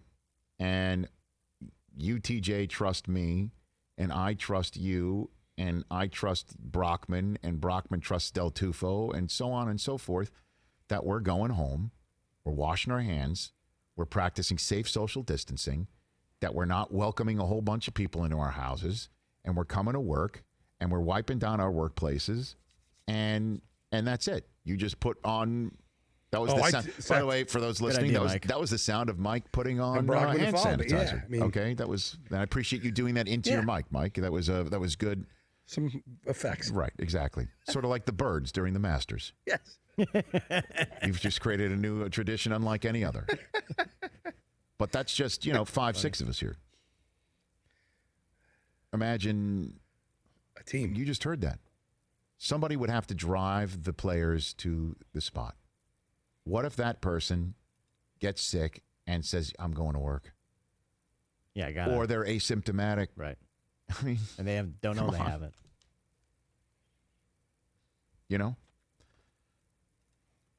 But I think I think we're all in agreement now that everybody wants this sort of stuff if it can happen, right?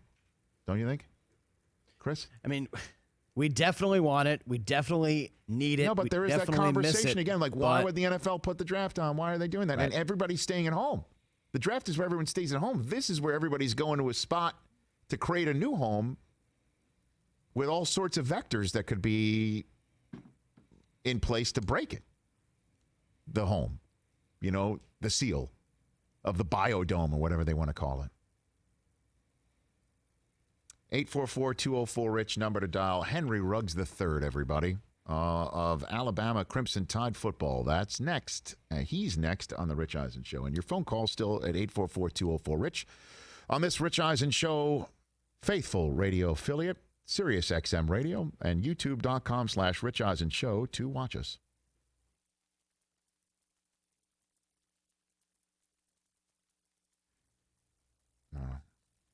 Oh, we have the Bucks' new uniforms. Do we really? We do. Ha-ha! They look good. Did they put Brady in it? No, it's just 3 random people. Well, random person like Chris Godwin with his new 14. Random people. That's the middle of their defense, if I'm not mistaken. They did truck out someone wearing number 12 that was not Tom Brady. All right. That's what I meant. I do like it. That looks good, man. The all whites, the all dark, right? Is that brown or black? I can't tell. Or like a darker shade of pewter, by the way? Yeah, it's like a dark. Which is the... It's like a dark gray. It's like the, what is it, the forget the first word, shade of winter? Mike, what's the name of that Hazy song? shade of winter. Hazy shade of winter, a darker shade of pewter. I like it. Brady's going to look great in that. Boy, they didn't even get Tom. Like, hey, Tom, you're new here. You know what can help sell these uniforms? TB12 and the number 12. And he's like, I gotta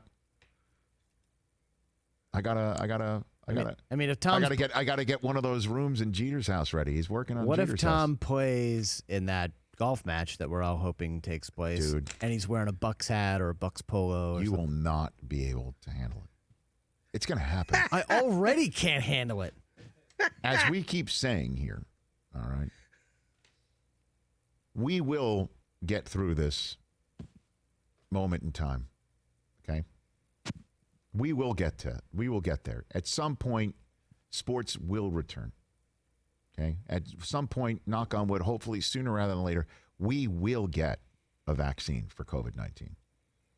People will be globally inoculated as best we can. That's the problem. Some people won't.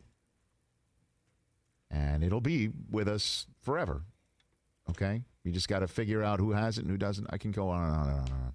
But the reason why I say this is at some point, Tom Brady will put on a Buccaneers uniform. It's going to happen. And if he's out there with Tiger, And Phil and Peyton. but he's there paired with Tiger, and he's in a Bucks shirt. You know he's in a TB12 shirt to start, right? TB12 head cover, TB12 Bucks hat shirt, for sure. TB12 hat. But what if he has a Bucks head cover? What if he has like a Bucks covering his driver or something? I like it. Just jump off a bridge. There it is. Tom firing the cannons. Oh boy, Look at there it is. Look at that. I'm a little disappointed they didn't bring back the creamsicle, though. Well, you know what? I think they will one time. A little old school, a throwback, and just put Tom Brady in the creamsicle uniform that Color is rush game? associated with the losingest team in Bucks history and one of the worst teams in the history of the Bucks, history of the NFL. Brockman is hurt by To clean the house, right of now, course he Rich. is. He's course. hurting right. Doesn't have a quarterback. The only This I is can like compare. Dr. J playing for like the Sonics. Oh my God! Never say that. To Hold me. on a Why second. would you say that? Because that's the equivalent here. Oh, my heart is just almost How collapsed. about this? Derek Jeter playing for the Rays. Derek Jeter going to Tampa Or like Milwaukee. to finish. No, Tampa, the Rays. A team that's never won Anything. a World Series, Just like right? hurts my heart. I mean, Jeter is the baseball equivalent of Brady, right? Okay, married a supermodel. Yeah. Never had the wrong headline about him, right? Oh, what, you're going to go Deflategate on him right there? Come on now. That's ridiculous. Oh, I was gonna go That's get absurd. baskets. Oh, God. Oh, you're going to smear You Jeter. smear Jeter. Okay, I my get it. bad. Yeah, My yeah. bad. See? My bad. Here I am I mean, defending. Here I by am the way, defending Brady, and you smear? go low on Jeter. I'm not smearing. It is, I mean, he is Great correct. idea. Yeah, actually, good idea. All right, take a break. I used to Henry give Ruggs. Henry Ruggs might be on the phone right now. I don't want to give him the bad impression about our program.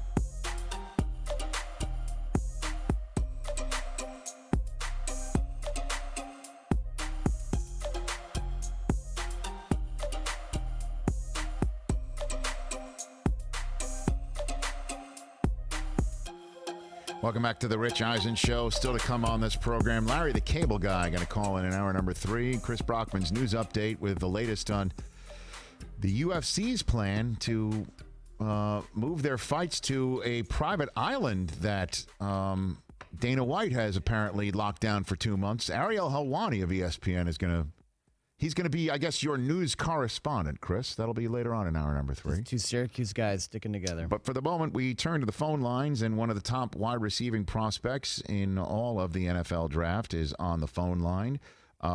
He was almost 2 full seconds faster than me at this year's NFL Scouting Combine. With his 4.2, 740, and so much more about him that has so many scouts ready to maybe make him the first wide receiver name called in a couple of Thursdays from now. He is Henry Ruggs III of Alabama football. How are you, Henry?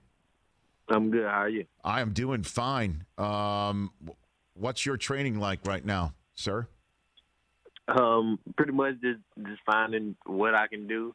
You know, I got a little weight set in the house, so lifting weights, trying to do something every day, and wherever I find green grass is where I can do a little, field work. You're lifting weights, huh? What does that do to help lifting weights for you, Henry? Yeah, I'm just trying to, build upper body strength, trying to get a little bigger. Okay, get a little more swole. It's funny, because Deion Sanders, who I work with, always hates it whenever we show defensive backs lifting weights at the combine, because he said he never had to put Jerry Rice across his chest and lift him. That was his way of saying that. So the fact that you're out there in the weight room, that probably makes you a little bit of a difference maker in the wide receiver front, Henry, huh?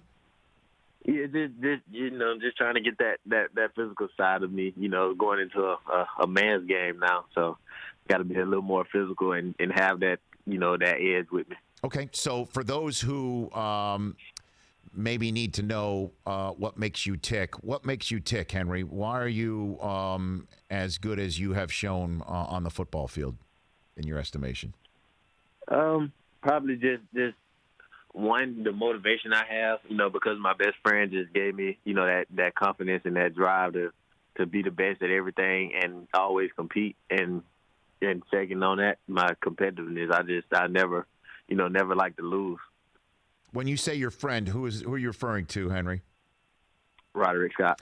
Now, tell me about Roderick, and I know that you give a 3-fingered salute after every touchdown you score, but tell me about him. He was a guy that I met when I was younger, and I met him through competition playing basketball. We became closer when we got to high school, and pretty much we just became like family. And he was a guy that saw something in me before I saw something in myself, and he pushed me to be the best that I could be, and helped me develop that confidence and the mentality that no one can tell you what you can and can't do, that you can always be the best. So for those who may not know his story, walk us through his story, and again why you revere him so that you memorialize him when you score.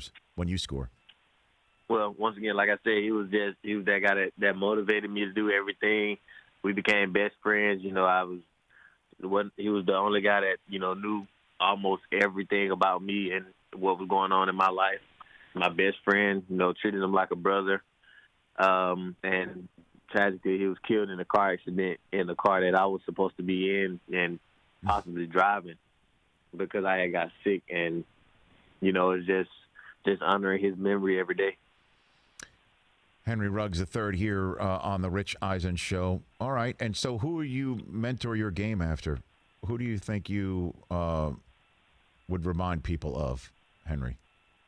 I honestly can't say one person. I'm a guy that tries to be different, tries to have my own, unique twist of things.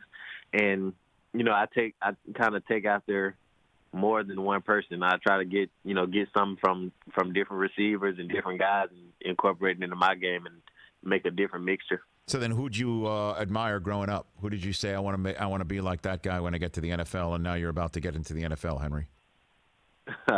Crazy thing is, honestly, as a kid growing up, I never watched football. Okay, now, you grew up in Alabama, didn't you, Henry? Yes. Okay, that's I think I know it's a free country and we have a First Amendment. I think that's illegal to say growing up in Alabama, correct? You can't just say that. Almost. So, all right, let me walk through this. The sport, you were a hoops guy. Is that who you were younger or still are? Or yeah, I say basketball was my favorite thing to do. Okay, and then how'd you get into football then? Well, I played younger. I played Little League. Played 1 year of junior high.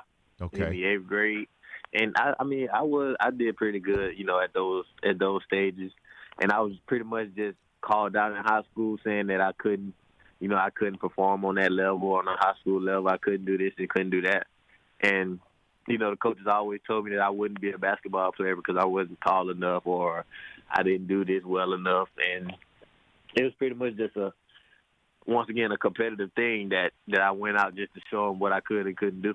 Okay, so now some NFL players think that they can be in the NBA. I would proffer to say a lot of tight ends have had the opportunity to maybe go in the NBA and chose the NFL instead.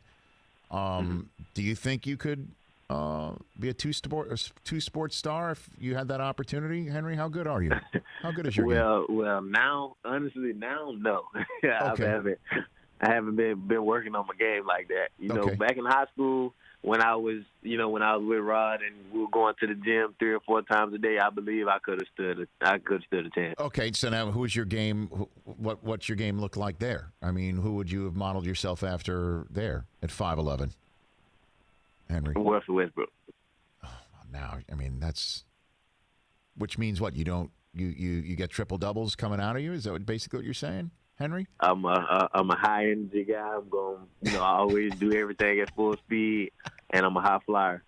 Russell Westbrook is aiming quite high, Henry. I mean, you could definitely beat him. You could definitely beat him in a race. That's for sure. Right. That is for sure. Henry Ruggs III here on the Rich Eisen Show. Okay, so what's the competition like with you and Jerry Jeudy like? Walk me through that, because it looks like it's going to be up to either the two of you or CeeDee Lamb to be the first name called. Is there a competition between you two guys? As far as the draft, we're like family. We're happy for each other, and whatever happens. But at the end of the day, of course, we're competing for a job, and just like at Alabama, we competed to just to make each other better. And I feel like that's gonna push all of us over that edge and make us better players and better people. Well, where does that competition come from? Is that the head coach? Would he fostering all of that stuff? Honestly, it was something that just started within the room. We all wanted to be the best, and it was a pretty talented room. So we all pretty much knew that we had to take advantage of every opportunity that we had and make the most out of everything. And that just started the competition between us to make sure that we were the most efficient guys that were playing. Okay, so who was the most vocal guy in telling Tua to get you the ball? I'd probably say Judy was the more vocal guy when it came to Tua. He would go to Tua more. Me, I was more laid back. I didn't really say much, unless I felt I needed to. But Smitty was the guy that went to the coaches. So we all had a different way of going about things. To the coaches? So, who went to the coaches? Who? So if it's in the heat of the game and Smitty thinks he sees something, he'll go over to he'll go over to Sark and tell him, hey, I see this, or tell Coach Wiggins, hey, I see this, come to me. Right. But Judy, he like I said, he'll run the tour and tell him hey, look at me on this one, look for me on this one. Right. I speak when I feel like I need to make my play, but that's just how everybody went about it. Well, you speak with your feet, Henry Ruggs III, do you not? That's what you speak with. Yeah, I speak inside the lines, with my plays. Right, and then you speak on the film too. You speak in the film room. You point out, look at me, right there with green grass all around me. Correct? Yeah. You gotta show yourself sometime. I bet. I love that. You're the least vocal essentially, out of all the guys on your team. All right. Henry, I've been asking this question of all the Alabama Crimson Tide players that have come on this show. Tua, we just had Jedrick Wills yesterday. Jerry was on last week. Jerry Jeudy was on last week. I asked them all the same question. What's the most upset you've seen Nick Saban ever? Oh.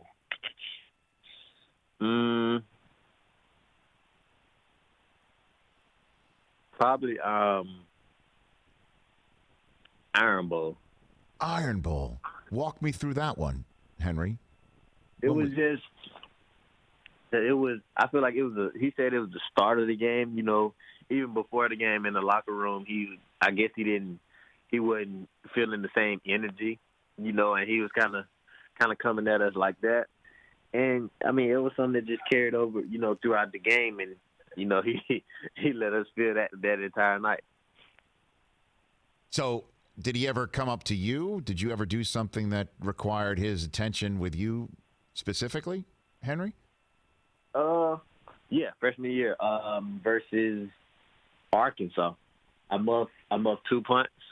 You know, I got the first one back, right, and the second one I ended up losing, and yeah, that was a time where he kind of came at me and you know let me know some things, and you know that didn't end too well. Let you know some things. That's one way to put it. How did it make you a better player, though, Henry? How did he improve you with that?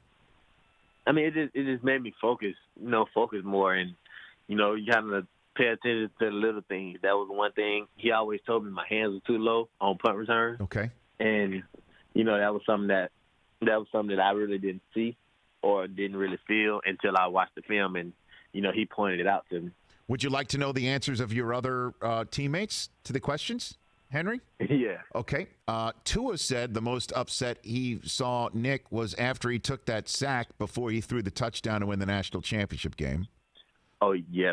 Yeah, that was. You remember that one, right? Yeah, I remember that one.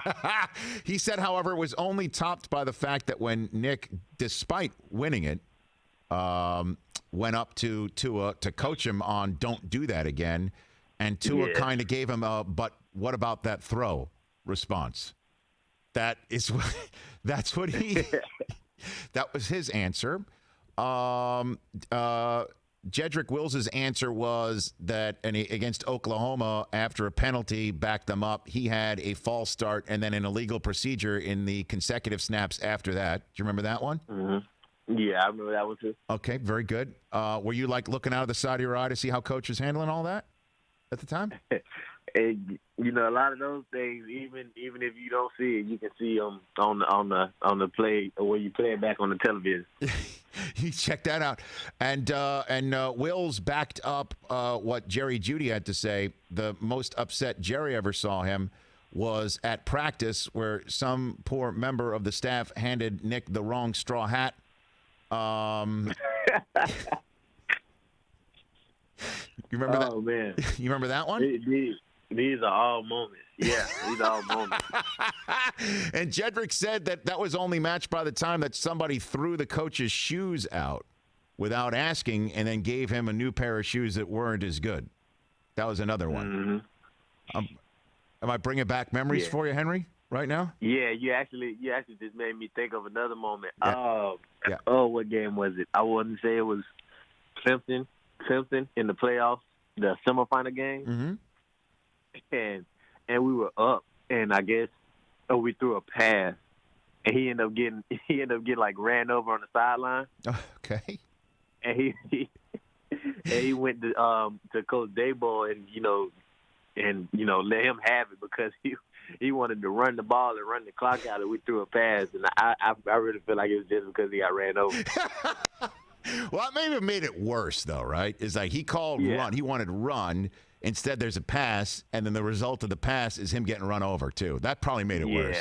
That probably made it worse. He went crazy. But it helps you get ready for the next level, doesn't it? I mean, you probably have seen it all, Henry. That's probably going to give you a little bit of help, I think, a leg up coming in to the league. Yeah, definitely. What do you think? Definitely. Okay. Hey, Henry, thanks for the time. Really appreciate it. I look forward to seeing what you do at the next level. And you have a good shot at being the first name called. And if you do, I'll be thinking of you, and we'll come regardless of where you're drafted. Once you're drafted, get you back here and just talk about it. Okay, sounds good. I look forward to it. Thanks for the call, Henry. You take care of yourself. All right. You got it. That's Thank Henry you. Ruggs III, right here on the Rich Eisen Show. Do you notice everybody maybe finds it funny when Nick loses it a little bit? Yeah. When I lose it at home, I think my kids... do they laugh at you? I could see sometimes that they find it a little funny. And that only ratchets up the upset. Right. That just makes you angry. By the way, that was a great album, Ratcheting Up the Upset. Molly Hatchet's third album. Thank you. That was Def You know, Leppard. it only serves to ratchet it up. Like, I'm upset for a reason. I'm trying to explain why I'm upset, although somewhat potentially irrationally. Well, I think And then when Nick's in people- his mid-60s, so when a guy like that age talking to these kids and they know how super serious he is all the time, Right. and then when he just loses a gasket over his hat not fitting, it's going to make you his laugh, I hat. think. The hat. The hat. The straw hat thing is The the straw hat. best one. You know? But I get part of the reason why I asked that is because he does, get upset. And I think it shows the fire and the passion, and it shows, like, you don't want to cross the man. And Right, when that's he obviously breaks a headset on the right. So, sideline but or- and obviously then he'll do it sometimes. That one time with Maria Taylor. So quit asking. Right. But I'm asking that also just because the guys, you could see they do revere him, I believe, and I'm also interested in the coaching that they receive. Ruggs pointing out your hands are too low on the punt. He's like Belichick. He can coach pretty much damn near every position, right? Special teams, defense. Yeah, he was Bills, DC, and Cleveland. Cleveland. I love that NFL Films documentary. Those guys Seeing in the him room, in the Cosby sweaters. The big I know, glasses right? Yep. and the sweaters. Yeah. 844-204-RICH, number to dial. We'll take your phone calls. If you're on hold, stay on hold. This is about you and my desire to eat a certain part of a loaf of bread. That's next on the Rich Eisen Show.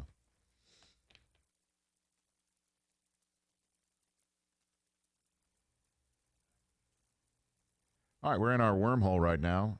What's the wormhole up to right now here on our program? What do you got? Our buddy Big Al is kind of taking over the wormhole right now. What's going on? He's just, you know. Big Al from Alabama? Yeah, he's just pumping out all the Bama guys. Well, I mean, we've had four of them. Two at the Super Bowl. We're getting him next week. Yep.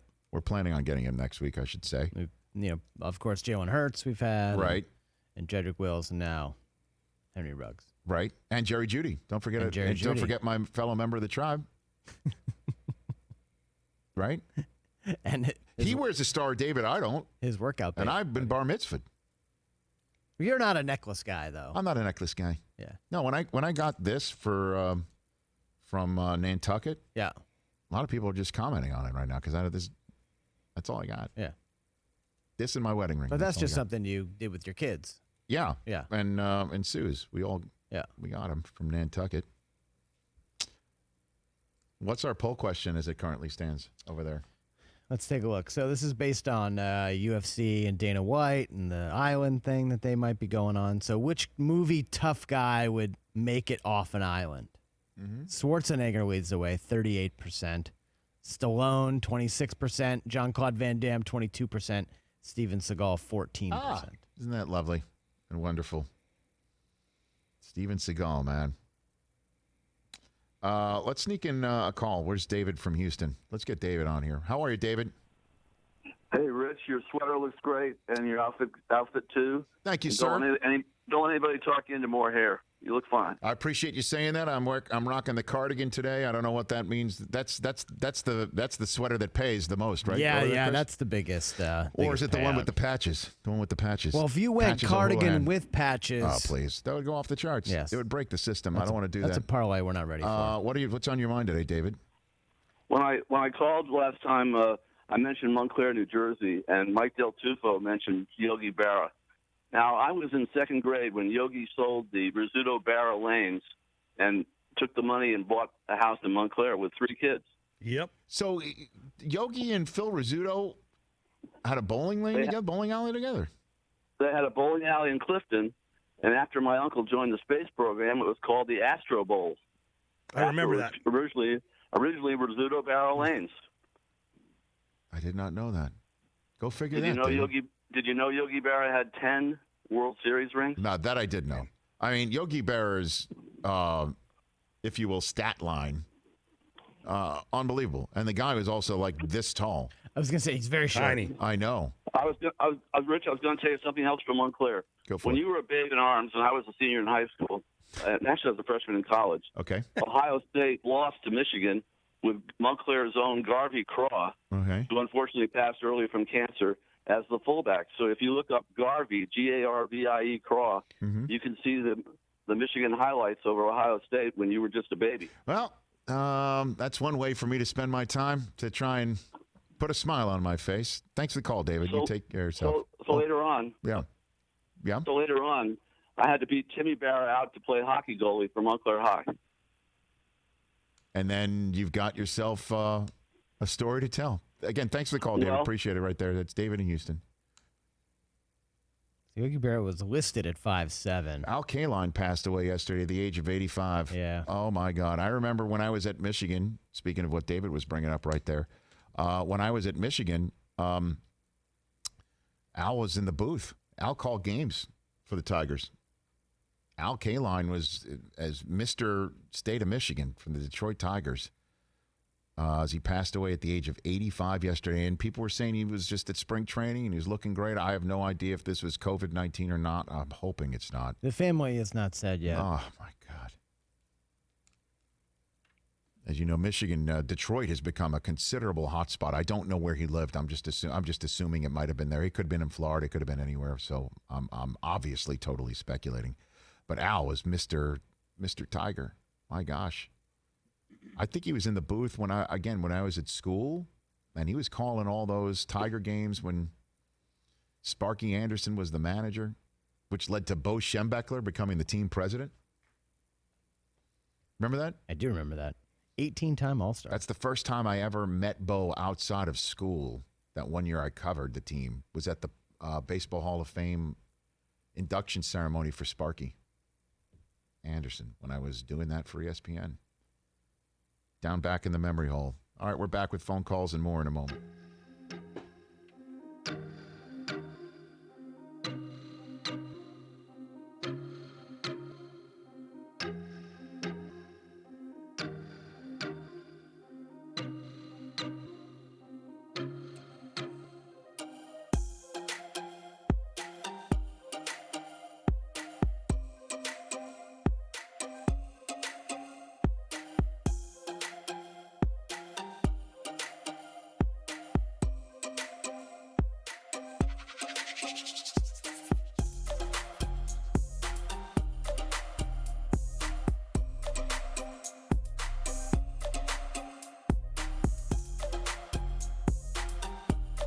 Welcome back to the Rich Eisen Show. 844-204-RICH is the number to dial. Let's take this phone call. Kyle in Wisconsin, you're on the Rich Eisen Show. What's up, Kyle?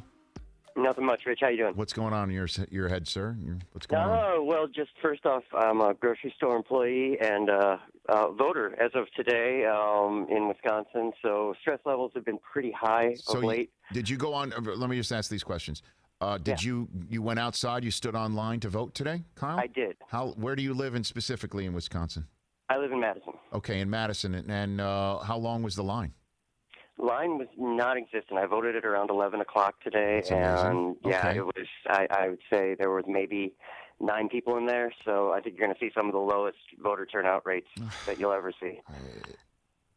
Well, I'm glad there's no line because I'm seeing what's going on in Milwaukee, and that's insanity. Completely different. Insanity. Okay. So what's on your mind sports-wise, sir? Well, just first, I just wanted to say thank you guys for a little bit of levity in all of this. I really appreciate you guys coming to work and giving me something to take my mind off things every day. My pleasure. Every weekday. Really appreciate it. As long as we're able to do it and we're healthy to do it, we'll do it. Yeah. So thanks for the call for that. So what do you got for sports-wise? Yes, sir. I was just curious if you guys think that the Houston Astros would be socially distant high-fiving over the prospect of no crowds for the season in the Biodome. Yeah, I hear you. You know, I was going to ask that of Jeff Passan, but it just seems so, useless to bring up right now. And thanks for I understand. No, not this, but the Red Sox report. You know, it just seems to me, and thanks for the call, Kyle. You know, I'm not saying it's useless what you brought up, because clearly that was the story going into the season, was how the Astros will fare in the All-Star game here in Los Angeles, where fans feel ripped off, and you know, and the Astros wouldn't go into Yankee Stadium until September because of the schedule, and what would the Red Sox be, you know, said to have done, and that report was coming out before the beginning of the season. And now I guess if baseball puts it out now, then there's the concept of you're doing it in the shadow of a pandemic. What are you going to wait till everything comes back and then hit the Red Sox? Right. I mean, you're planning on having it out by now anyway. So I was planning on bringing that up to Jeff, but it's just such not I think important right now. There was a report earlier in the week that the punishments for the Astros, they're still going to let it go. If there's no season this year, they can come back and be part of Major League Baseball in 2021. And I'd be outraged over that, except for the fact that things have just changed, I guess. Yeah. Things have just changed. And I don't know if those guys are going to get a gig anyway because of what happened, because at some point when the game comes back and the integrity of it is going to be an issue, integrity of the game right now is secondary to can we have the game at all? Right. That is first. That's why I'm, and does it put the health of those who are attempting to have the game at all in danger? You know? But if they do have a game, and then all of a sudden we just hear a banging, well, there's no fans, so we'll know something's up. Wouldn't that be great if they tried? Again? They still did all this with no fans. That's just what's that noise? I can hear that clear as a bell. What's that? You know? Funny. So, my buddy Steve Levy from the Worldwide Leader in Sports, he's cooped up with his kids, and he tweets out a picture of two pieces of toast on a plate. Yep. And he says the good dad always eats the ends so his kids won't have to suffer. And I responded, the ends are the best part. Don't at me. And you know what? We've had a lot of things here that we're proud of. Interviews, moments that we put out and we tweet and I retweet. And then there's, funny stuff like you having everybody around here put Mahomes' hair on my head. Right? We tweet that out. That was funny. Didn't get nearly as much as the response as me telling people not to at me because I think the bread ends are the best part of the loaf. I am all in on the end. People are mad. Why are people anti-bread end? What is the matter with people? Yeah. I don't get it. What's the matter with why? Because I don't understand it. The end's the best. Let me say two things. It's a good part. I do like the end of the bread. I do Yeah. too. It looks different. It's visually pleasing to me. And when you toast the end of the bread, it's an excellent foundational base for the piece of toast. You could put all sorts of stuff on your bread and it doesn't leak through. I mean, I don't know what is at the end of the bread, but it's like concrete. It's firm. It's firm. It's a very firm foundation of bread. Firm foundation of bread. It's a great. I mean, and we know what the avatar is. It's a picture of the end of the bread that's toasted. Again, back to my point. It doesn't fall apart. It doesn't break. It like a regular piece of bread might when you toast it. Yes, but the end of the bread is in French bread, Italian bread. It's the best part. My father got that. Rest in peace. I didn't get to touch that. That was sacred. Is that right? Yeah, it was like the sacred. big piece of chicken in your house. Like the big piece of exactly. He's right. Brockman's right. That was sacred. If I went and even thought spoon, I would have gotten everything. Wouldn't even have been. My hand wouldn't have made it within an inch of that thing. I'm going to say something that you might get upset with. Go ahead. Uh-oh. What do you mean by big piece of chicken? Like the dad always gets the big piece of chicken. Yeah, the bigger piece of chicken. Yeah. Dad gets the big. Dad gets the big not only steak. that, meat. Yeah. The end. When it's the end of the meat was even the Chris Rock bit. Is that right? The big piece of chicken. Yeah. Oh, okay. Yeah. But yeah, even the end of the meat. No, I don't know. I mean, we might go our separate ways in the end of the meat. The end of the meat was. But the end of the bread, it's functional, it's visually pleasing, and it's delicious. I don't understand.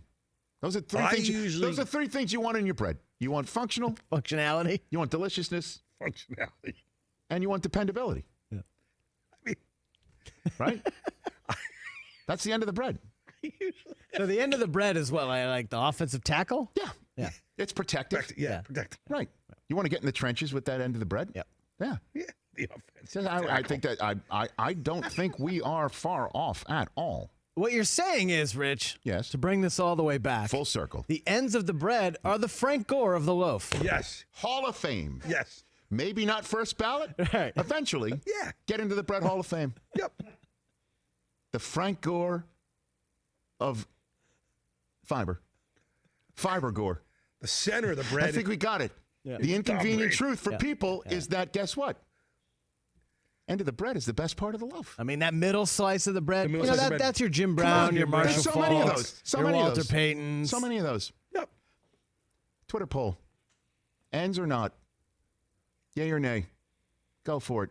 The end At is Rich with Eisen butter. Show. The end is great. What's the matter with people? Oh, a little bit of butter. We're all lockstep here. It's very rare to all for all I of know, us to agree all on three something. of us agree here. Big. That's a shocker there. How many end of bread today? I got a new loaf. You brag about it. You got a new loaf? Yep. First thing you're going to do, Eat the go end for of the the bread. ends. Yep. Today. You walk it and you talk it, Mike. And you eat it. I mean, I look like I eat it, but I mean. Hey, now. Larry the Cable Guy. We should ask Larry about that. And hour number 3, an Ariel Helwani on Dana White's private island.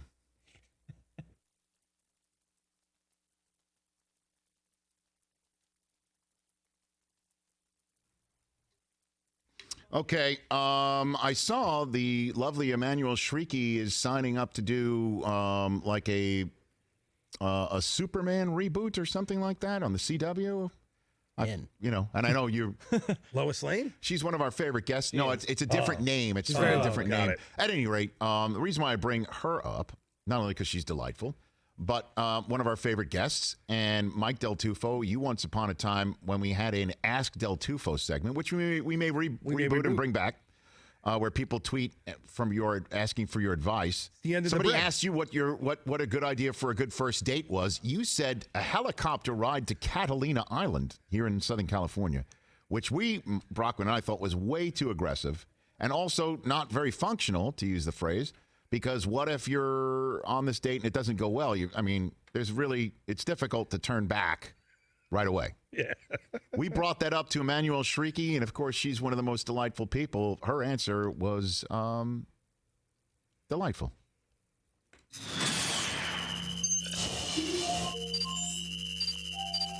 I had no idea we're now having an Ask Mike Del Tufo social media Twitter segment. The first one was, what's a good first date? Helicopter ride to Catalina for dinner, then back again if you don't stay overnight. You this $1 million matchmaker? Like, that's high rolling. You want to tell Emmanuel what your idea great for a first date is? Helicopter ride to Catalina, dinner, and back. Yes. Really? For Wait, a first date? Somebody that you've just met? Hell yeah. Really? You want to make an impression?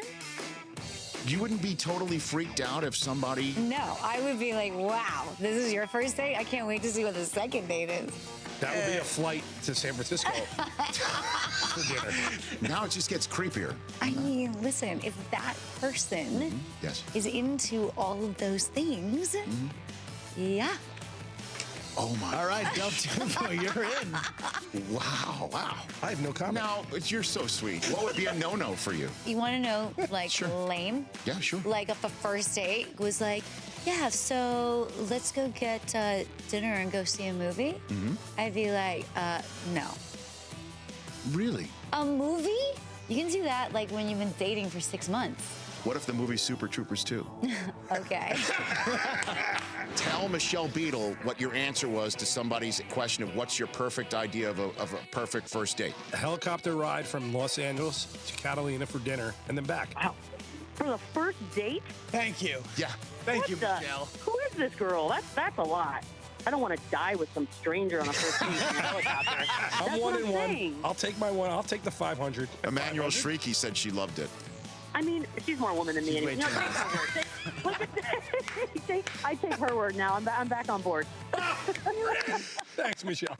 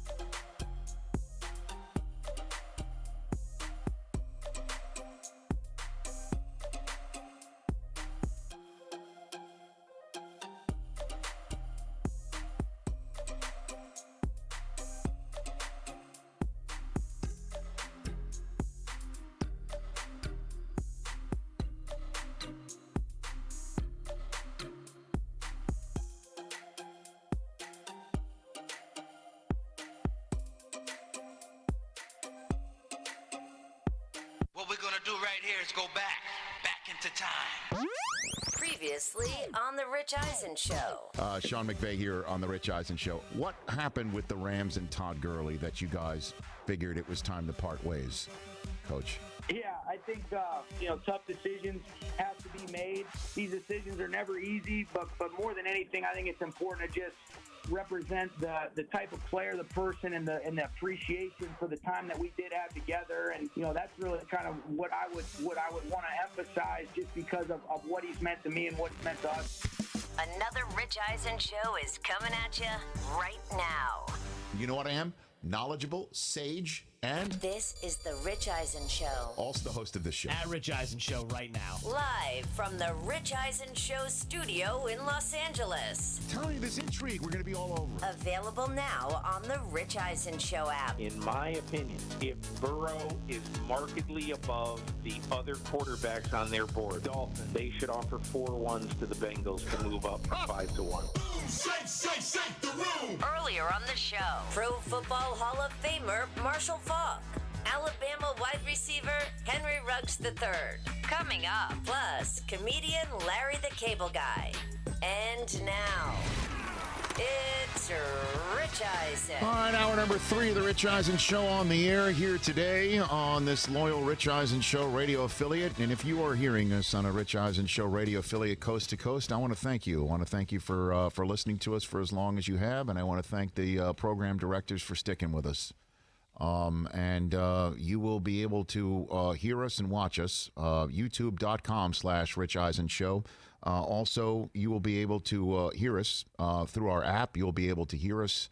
Look, out of respect to the Rich Eisen Show radio affiliate, terrestrial radio, I'll just tell you, you'll be able to hear us, and we'll talk to you more about it on our YouTube feed. And down the road, later on this week, some exciting news to tell you about how you can see us a little bit more, maybe than not just on youtube.com/Rich Eisen Show. That's what we call a little nugget, a little Easter egg, if you will. We've got Larry the Cable Guy calling into our show. His new stand-up special, Remain Seated, is available today on all platforms where the Comedy Dynamics label can be seen. So essentially, you can check it out. Comcast, Amazon Prime Video, Spectrum, Apple TV, Dish, Google Play, DirecTV, Vimeo, YouTube, and more. Just to start, how you can check out what Larry the Cable Guy is doing. Starting today, Remain Seated. He will be calling into our show. I don't think we've ever had Larry the Cable Guy even on our podcast back in the day. This is a first. This is a first. Where's he been?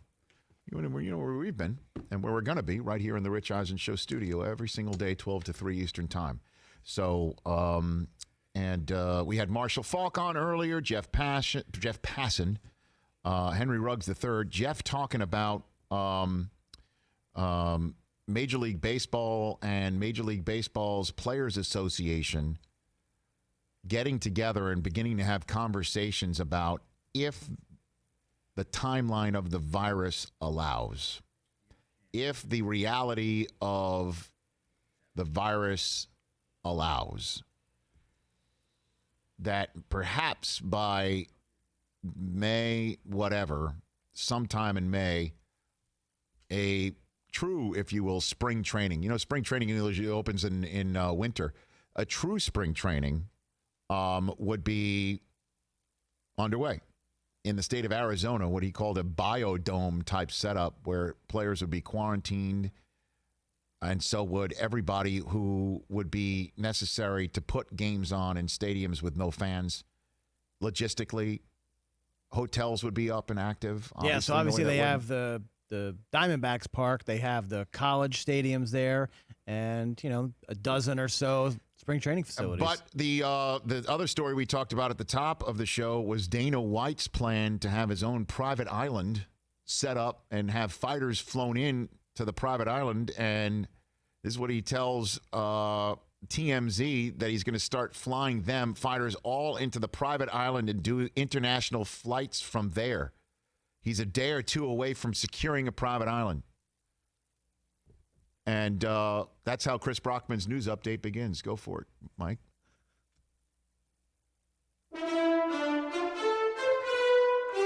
And now, with a report of the day's news from the world of sports and entertainment, someone who is not a journalist or newsman by any definition of the word whatsoever, it's Chris Brockman. All right, Christopher, you've got the quick setup here because we have a special correspondent, if you will.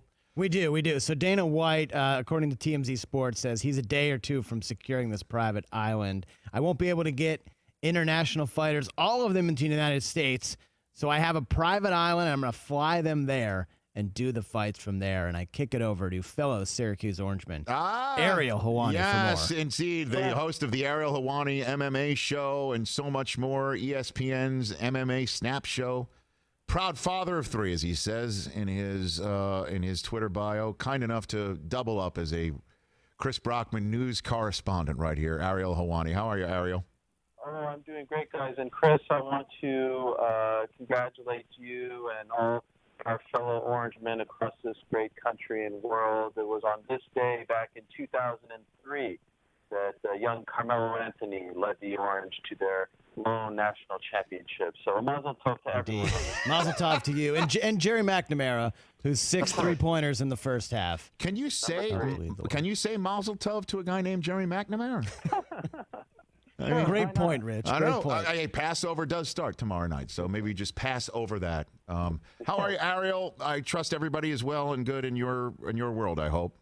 Everyone is great. Thank you for asking. How about you? We're good. Knock on wood. And, again, as long as we're able to be here, we'll be here. So how is this not a fighting fire fest, Ariel? Walk me through what you're hearing about this plan, other than the fact it could obviously be very well funded. But a private island, creating your own fight world. That is something, Ariel.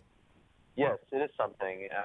The MMA world, I've often called it a circus over the years, but this has exceeded even my own expectations. There's kind of two stories happening at the same time here, Rich, because there's one story where the UFC has this event scheduled for April 18th, which is not this Saturday, next Saturday, and they have been hell-bent on putting on this pay-per-view event. And from what I'm hearing, they're on the verge of finalizing a deal somewhere on the west coast of the United States, likely California, on a tribal land, where they will basically set up shop at this location and put on a multitude of events. Like, it will now become sort of like a makeshift UFC headquarters, if you will, and they will put on a bunch of events for American-based fighters April 18th, April 25th, May 2nd, May 9th, et cetera, et cetera.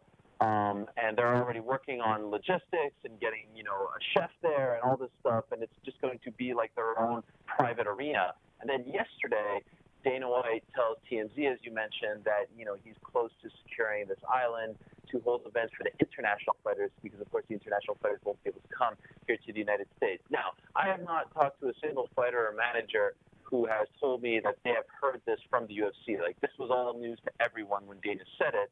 Also worth noting, every single fighter and manager that is scheduled to compete not only on the April 18th or 25th cards have not been told where these fights are happening just yet. So the UFC is keeping everything very close to the vest. I feel a lot more confident in the April 18th fight happening at this location in California as opposed to this island. I think that's going to be a little more involved. But they are hell-bent on putting on these events and forging on and being the first one to be up and running for whatever reason. And Dana feels confident right now that it's going to happen. Well, look, obviously having a captive audience for such a popular sport, and UFC is one of the most popular entities on the planet, that makes sense to try and get that up and running. But wouldn't people have to be 14-day quarantine right now to hold something, or have been over the weekend to hold something on the 18th of April? Yes, and there's so much more. Like, my head is spinning thinking about this, because you're not just talking about the fights itself or themselves. You're talking about the training camps, right? These guys and girls aren't training alone. They're training with coaches. They have to prepare. You can't just train in your house by yourself on the treadmill for a fight. And so by virtue of that, you're doing essentially everything that the government is telling us not to do, right? And by the way, I've talked to a multitude of fighters who have all said to me, we want to fight. This is the only way I make money. This is the only way I can provide for my family. I am very happy that the UFC is going through all of this to try to make these fights happen because I need to make money. I've already invested in training camp coaches, etc. So on the one hand, I'm conflicted because if you just look at the news, everything that is out there, every sporting organization, every non-essential business is shut down, right? They're not doing anything right now. So why is MMA above all this? It feels very weird. It doesn't sit well with me. On the other hand, I respect the fighters greatly, and I feel for them, and they want to make money, as do some of the other people who are losing out right now. And so I don't want to, rain on their parade and try to stop us, but there's a mix of emotions. It's very strange. Yeah, of course, since one would think the very antithesis of social distancing is submissions, right? Yeah, everything. When you watch a fight, and it's like this fight right here goes against everything. Like not even the fight. Forget about the fight itself, but it's like the cornerman and the referee, the official who's supposed to like check you out before you go into the cage, and the cut man is putting the Vaseline. Like everything is wrong about this. Like we're breaking every single rule that's out there right now. And on top of that, let's say this happens in California. Like California is in a state of emergency. It's in lockdown state right now. So who are these people that are going to come and officiate these events? And by the way, they're putting on these events in tribal lands which don't have to adhere to the state athletic commission's regulations. So now you're risking upsetting the California State Athletic Commission or the Nevada State Athletic Commission. Like you're basically going rogue. We're basically going back to 1997 when the UFC couldn't get sanctioned and they had to hold events in Dothan, Alabama, just to put on events and make ends meet. Like that's what's happening here. All right, last one for you, Ariel. I guess then the island really was something that nobody had heard about, and that maybe he's just. I don't even know what the question is. Like what? Why? How? What?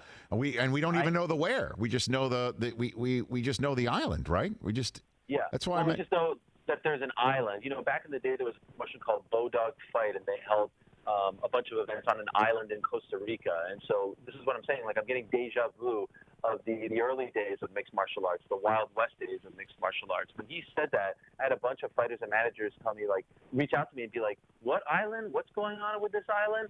I don't know. Like, you guys should be able to find out better than me. Like, what do you want me to do? But I don't know anything about this. This is all very new to everyone. Well, you know everything about everything, Ariel. That's why maybe I've got a theory here. You follow me here, like, obviously you and Dana back in the day got off on somewhat of a wrong foot. I remember one of the first times you came on this show is when you had a credential removed. We talked about it. Maybe this island isn't really at all to hold fights. It's to get you there and then leave you there, Ariel. Oh, no. What do you? Well, guess what, Rich? Just I'm don't. staying at home with my wife and 3 kids and my dog Matcha. I'm not going near any one of these islands because the last time I saw this documentary about this music festival at an island, and it turned out to be a disaster. So I'm going to stay home. Beware the cheese sandwiches, Ariel, if this actually happens. Exactly. Enjoy. Thanks for the call, Ariel, and congrats again on everything that you're doing with ESPN and how you have grown your brand. It has been remarkable. Very pleased. Thank you, guys. Anytime. Right back at you. That's Ariel Helwani here on The Rich Eisen Show. How about that? Nobody had ever heard of it. They're like, what island? When are we going? What flights? What are you talking about? Well, say what? An island? All right, you got one other item because we got to get there to Larry the Cable Guy. Yeah, real quick. Let's just play this Cam Newton sound. Okay. Cam talking about what free agency has been like for him on an Instagram Live with Chris Paul. I really have take this time to become stronger mentally, physically, and spiritually. I think that's more important than anything, man. I've gained this interest to meditating every morning, man. Just in this time for me, where I'm a fish out of water. I've never not known anything other than the Carolina Panthers, and now it's like, I want God to direct my path and put me in a position where I can thrive and be myself. I totally understand. He's got to be lost right now mentally.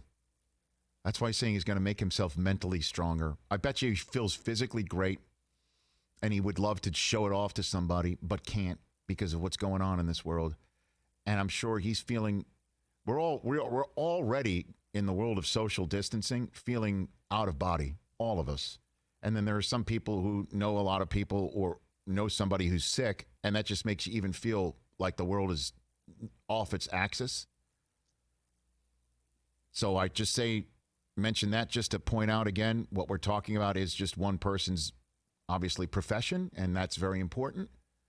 Despite, doesn't matter how much money you have in the bank, he's got to be just like, okay, so the only team I've known, that's my identity. They're saying it's Teddy Bridgewater. Poof, I'm now a free agent. Nobody's signing me right now. I'm Cam freaking Newton, and I got to prove myself. Damn straight he's working on his mental part. I know when I parted ways with ESPN, I'm like, I thought I was going to be there forever. That was the only identity I knew, was an ESPN SportsCenter anchor. How am I going to create a new identity? What am I doing? Where you just feel lost. I totally understand what Cam's thinking. He's just got to hang in there for a couple more weeks to see how this plays out in the draft, and he is going to have to prove himself. I guess a lot of us do that. So many people have to start new careers late in life in their 50s and 60s. People hear me right now, and this coronavirus is creating all sorts of upheaval for people on their professional fronts. Cam's one of those people. At least he does have, we hope, 8, close to 9 figures in the bank. But I totally hear him. I totally understand what he's saying. And I wish him the best. And I think it's going to work out for him in the long run because he's going to be healthy. He'll have been at least over a year by the time he gets out there, and he'll be healthy again. And could you imagine the Cam that comes at you downhill and also throws, that person with a chip on his shoulder now comes at you? I'd be interested. Certainly if I'm the Chargers and I got a new building I got to sell out, and on top of it, I might not get the quarterback I want in this draft. Even when I'm 6th overall, that's entirely possible. I'd keep Cam Newton's phone number ready if I'm the Chargers. 844-204-RICH, number to dial. The guy's calling it next is Larry the Cable Guy. That's next right here on The Rich Eisen Show.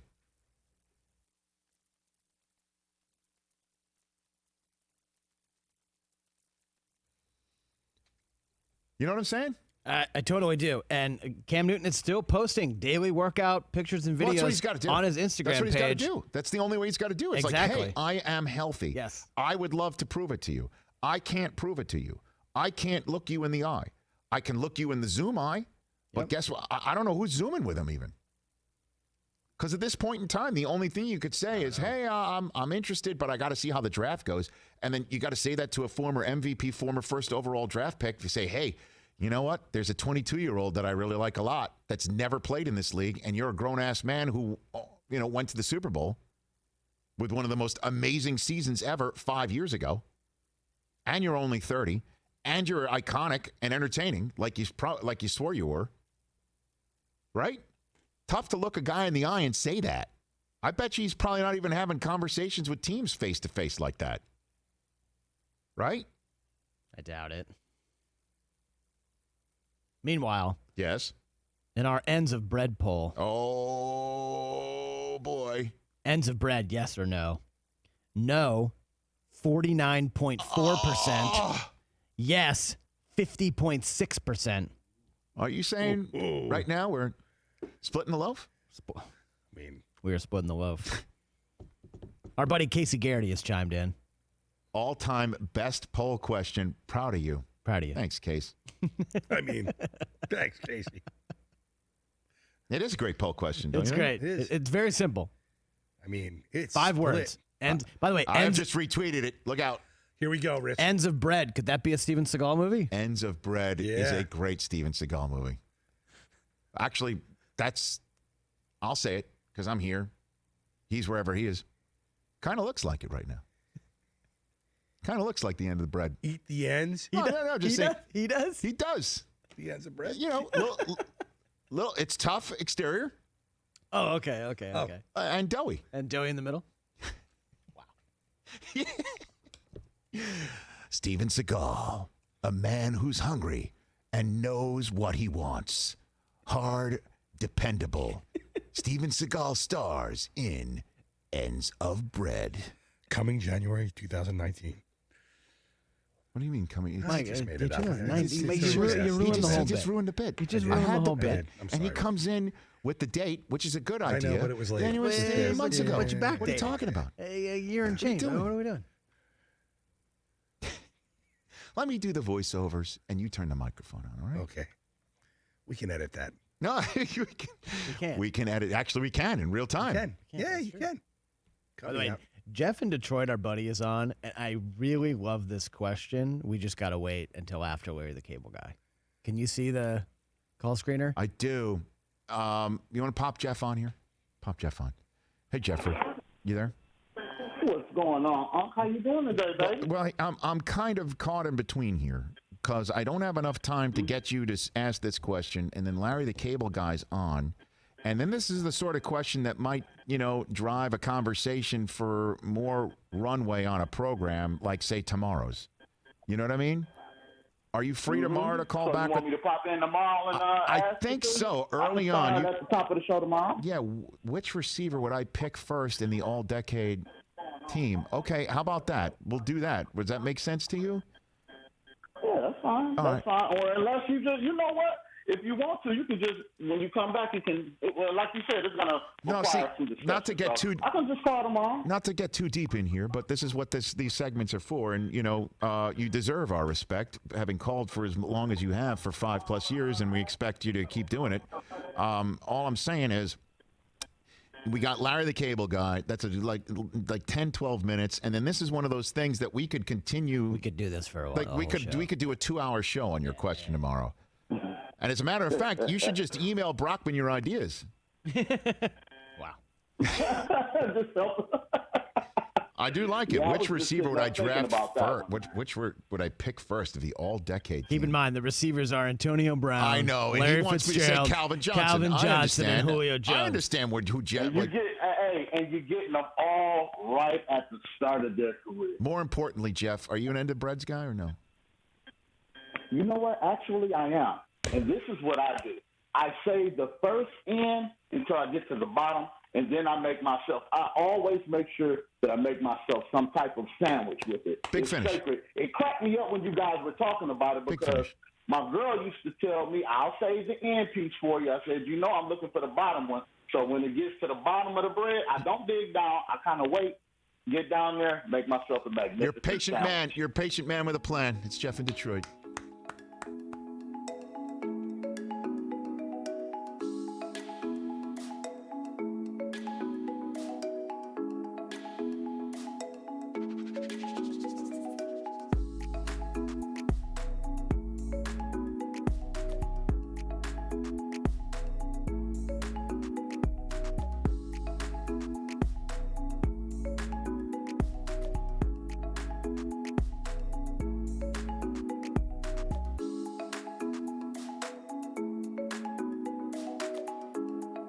Welcome back to the Rich Eisen Show. Remain Seated starts to be available today where all Comedy Dynamics platforms are found. Places like right here on the home of DirecTV. Can be on DirecTV, Apple TV, Spectrum, Comcast, and, of course, Amazon Prime Video. Check out, again, Remain Seated, available today from, again, the Comedy Dynamics platform and the comedy from the very dynamic Larry the Cable Guy here on the Rich Eisen Show. How are you, Larry? Rich, I've never been called dynamic. I appreciate it. Well, you know what, Larry? I just it's called Comedy Dynamics, and I just figured you're the comedy dynamic guy when it comes to that. You know what I mean? I have not seen you since that time I run into you at the Super Bowl about forever. 3 years ago. It feels like forever. Do you have a team? On, I did a little Mater thing for your kids. That's right. My kids can't get enough of that, Larry. They can't get enough of that. That's right. You must get that all the time, right? What's that? You must get that all the time, right? It's really cool. I do get it a lot, and I always, I'll get requests all the time, so I usually take a day a week, and I'll sit down and I'll do some birthday calls for some people that have kids in a hospital or something, and I'll do little Mater stuff. It's fun. I enjoy it. It's funny when I walking down the street or something, and somebody with their kids, and the parents, they'll recognize me as me, and then they'll go to the kids, they'll go, that's Mater, and they kind of look at me, and then I go, just like Tomato without the tongue. Boy, you ought to see their faces. I mean, it's pretty cool. That almost killed me, though. I put on 700 pounds to do that character. Come on, Larry. That's right. That's it, Rich. That's how good I am at voiceovers. I'm the only person that puts on weight to do voiceovers. Well, I mean, you got to become the toe, right? You're a method tomater is basically what you're saying. Exactly. Oh, exactly. So now I'm taking it off. I tell you, this whole staying in and being quarantined, I told my wife, I said, I'm not going to allow myself to sit around and eat all day. So we're not as, in Nebraska, there's not that many cases, so they allow us, we can, if we want to, we can go for walks and stuff like that. Mm-hmm. So believe it or not, I'm down about 21 pounds since the end of February. Look at you, Larry. I mean, you've lost the quarantine 20. That's pretty impressive, oh my man. Gosh. So it's been bad. I knew I had to do something when I got on the trampoline and January, I did 2 jumps, and I had to get off of the trampoline. I wasn't tired. I had to get my kids out of a tree. That's the counterbalance. That's the counterweight. You got to take that into effect. You got to take that into account when you're hopping on the trampoline, Larry. That's for damn sure. I know. I do got to say, though, I would go on the internet in the morning and check out what's going on. Somebody has leaked naked pictures of me on the internet. Oh, is that right? What is that? What happened there, Larry? Well, unfortunately, the pictures are from an overhead late-night camera. So I must have been on my way to Arby's or something about midnight. I feel like I love this. I'm playing the straight guy to Larry the Cable Guy right here on the Rich Eisen Show. It's fantastic. That's what I do for a living. I do love it. Rich, you know what?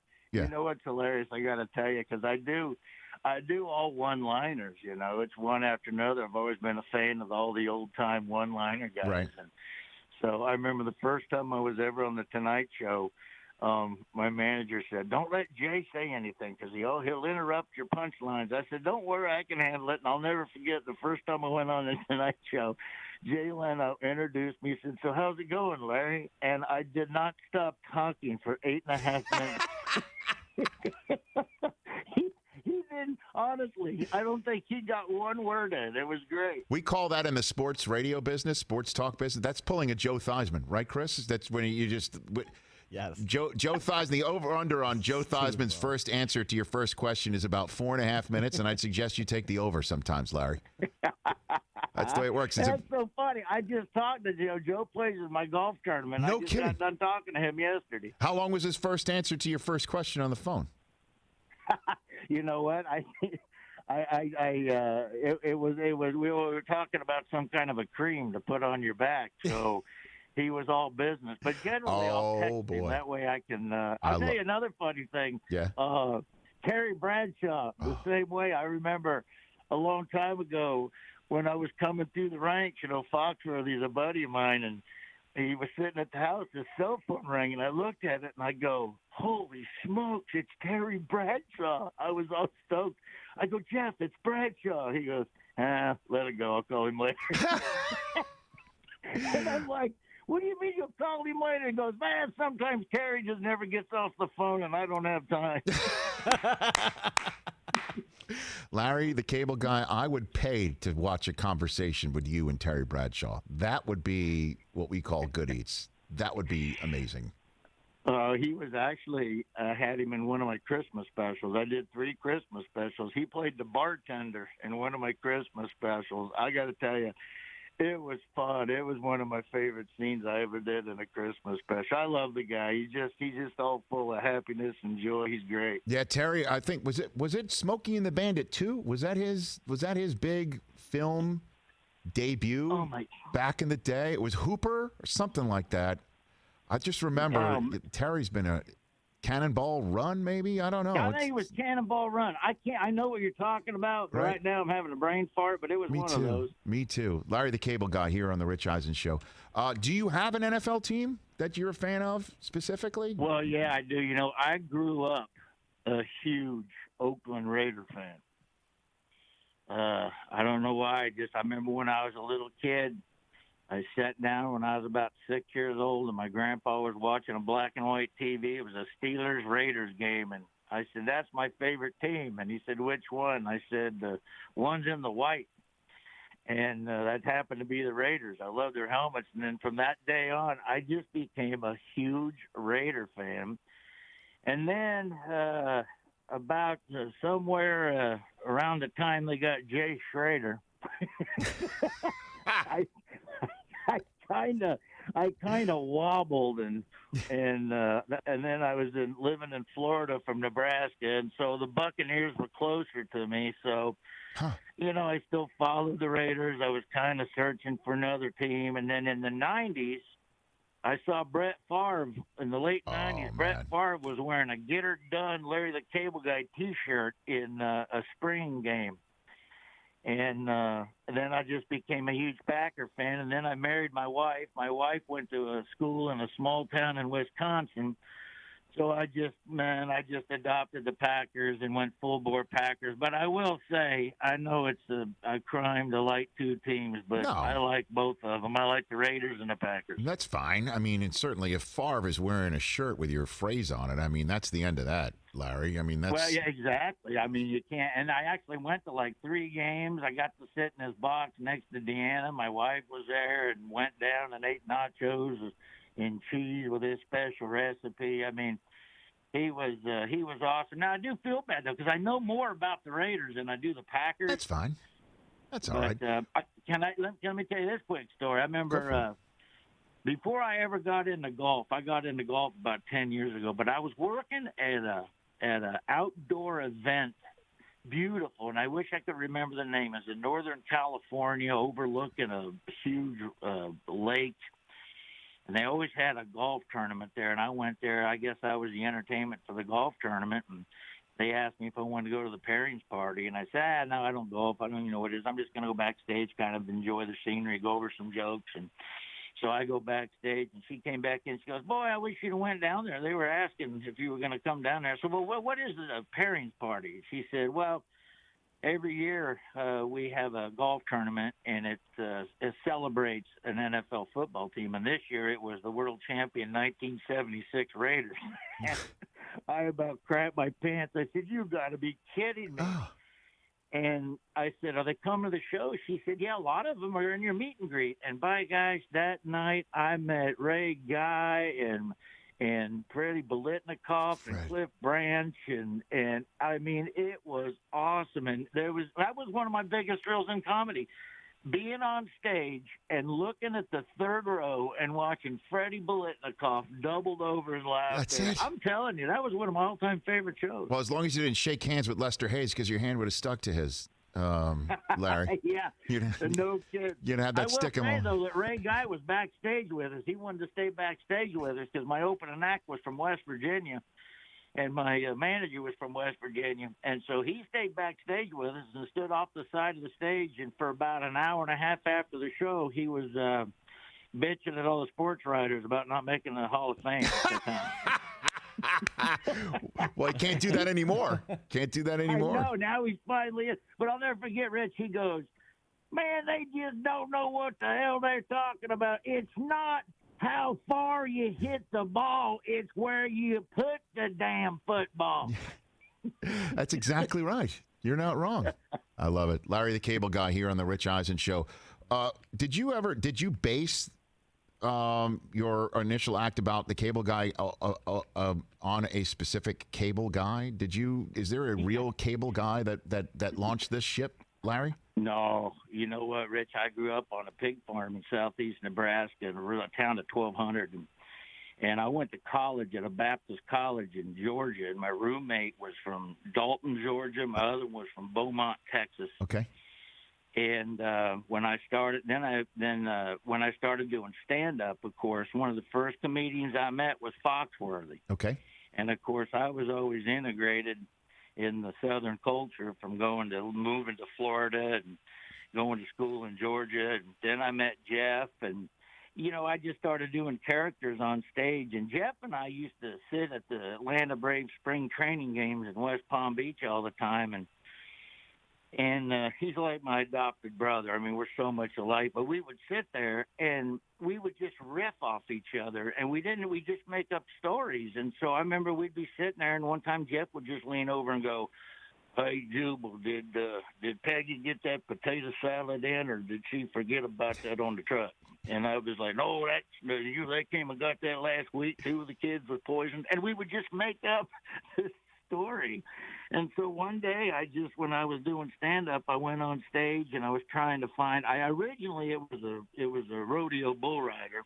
Didn't get much response, and then I remember a cable guy came to my house, and he was confused about the house he was at. He couldn't find a house or something. And so I made a whole thing about this cable guy, and it just stuck, and it got big laughs. And so I got asked to do a character that on the radio station, and the rest is pretty much history. Just kind of kept getting funnier and funnier and growing and growing. And I'll be honest, I never in a million years ever thought of doing it on stage.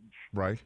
It just happened. I was at a comedy club in Sarasota, and my buddy Les McCurdy put Larry the Cable Guy, a.k.a. Dan Whitney, which is my real name, and it sold out 2 shows in like 30 minutes, and I got done. I was signing autographs, and it was crazy. So he told me, he said, "You think you can do your whole show like that?" And I said, "Well, daggum, of course I can. I mean, I can talk like a redneck all day long. I mean, that's who I hang out with. We're all buddies." So I went on stage, and I remember I put on what I drove over in. It was a pair of lace-up Roper boots, a pair of jeans, a cut-off Nebraska T-shirt, and a NASCAR hat, and I went on stage for the first time. And, the rest is history. It's a complete gift of God. I mean, everything that's happened to me in my career, it just happened. I never really sought it out. I just wanted to be a funny comedian and make a pretty good living at something I loved. And, man, doors just started opening. And it started with you riffing with Jeff Foxworthy, watching Dale Murphy and Terry Foster play for the Braves. Spring training. The big. We used to sit in the Glenn Hubbard section where the Hubbard sign was. Glenn Hubbard. I haven't thought of that name in forever. I remember him. Oh yeah. Oh yeah. And I'll tell you something else. I just sent Paul Bird a message yesterday. He replied to one of my tweets yesterday. But one is like probably the third time I ever went on stage at an open mic night was at a dance club in Boca Raton, Florida. And I had made friends with Zane Smith and Dwayne Ward. Yes. I haven't heard those names in forever. It's the Superstation. I mean, we were talking TBS Superstation, Skip Carey. You're talking old school, like Sutton and those guys. Way back in the day, yeah. And they drove all the way down to Boca Raton. They sat there on the side of the stage to support me in my third time up. But yeah, I was a huge, huge Braves fan. Still am today, and it's always such a thrill for me when I get to these charity golf events and there's the group in front of me, Smoltz, Maddox, and Glavine, and now we're buddies. Now I know them all, and it's just, oh my gosh, I pinch myself every time I play in those things. Well, you definitely want their stick in your group. That's for damn sure. You want you want to play. I mean, those guys are phenomenal at golf. All three of them. Yeah, they were no kid, especially Smoltz. Smoltz is starting to pick it up. It's insane. So now you've got Remain Seated available today, where all of Comedy Dynamics network platforms are available. Tell me about this one, Larry. Yeah, you know what? I don't really stray much from what I told my wife. I said, I didn't think I could write any more Walmart jokes, but by God, I found 7 more minutes. So, that's great. There was more to be written, I guess. But, it's like I said, I was always a fan of the quick one-liner setup punch guys. Yep. And there's not a lot of us out there anymore, Todd Yon and Jeffrey Ross, and there's a few of us. But it's just a fun style, and I love it. And so that's basically what it is. I hadn't done my own solo album. I've got 3 or 4 of them out, but I haven't done one since like 2010 or 11 because I've done other projects like Jeff, Bill, and I did Them Idiots, and then Jeff and I traveled together, and We've Been Thinking. And so when you're doing one-liners, it takes a while to get a whole new hour. And so one day they just called and asked me if it had been a long time since I'd done one. I looked at my act and I said, man, I really only need to write about another 15 minutes and I can do one. So let's go ahead and do it. And so I worked on it for about a year and man, it's just like, it's just like the regular stuff, just quick one-liners about different topics. Now the only thing that's different now is I got kids and I'm a lot older and I'm a lot smarter and I make sure that everything's so people can laugh at it. So I don't put any politics in it anymore. I think people are sick of that. I just want to be funny and make people laugh. And I think I would call it, I told my wife the other day, it's PG-13, pretty good for 13 minutes. I love it. Phenomenal. And the album is going to be available on April 10th through SiriusXM, Spotify, Amazon Music, Apple Music, Pandora, SoundCloud, and more. Before I let you go, Larry, we're having a conversation here just apropos of nothing.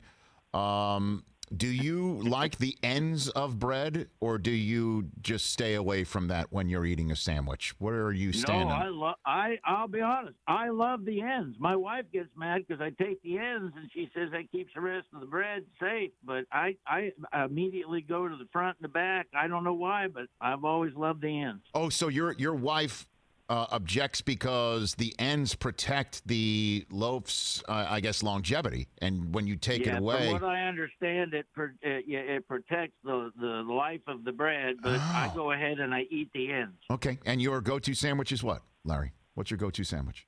My go-to sandwich? Well, I mean, if I make it with bread, I mean, obviously I'm a cheeseburger guy, but okay. If I make a sandwich, it is ham. It's honey ham. With American cheese and Doritos and mayonnaise pushed together and pressed. With ends of bread.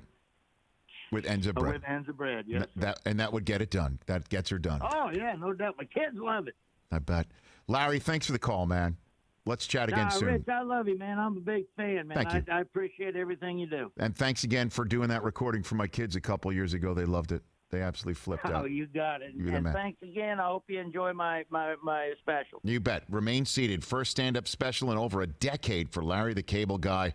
Available where all Comedy Dynamics platforms are available. The Comedy Dynamics Network, again, places like Amazon Prime Video, Comcast, Spectrum, Apple TV, DirecTV, and more. Thanks for the call, Larry. You got to get her done. Ladies and gentlemen, that's now a new drop right there. We got Get Her Done nice and clean. Very clean. Okay, we're going to get that for you? That We're was going to get it? awesome. We're good? Yeah, we can get that. You look at me like you're not very confident Well, that I'm you can not get actually it. recording right now, so I Well, mean, I have other others ways are of- recording. Yeah, Yes. we've got it, Mike. Yeah, we can get it. Got the boys You can working get on it done. You can get her done. Yeah, I mean, yeah, of course. Who's a non-ends of bread person? We haven't met one Yeah. yet. No. But the poll question's awfully tight. All right. What do we got on the poll? We'll set up the rest of the week when we come back here on The Rich Eisen Show.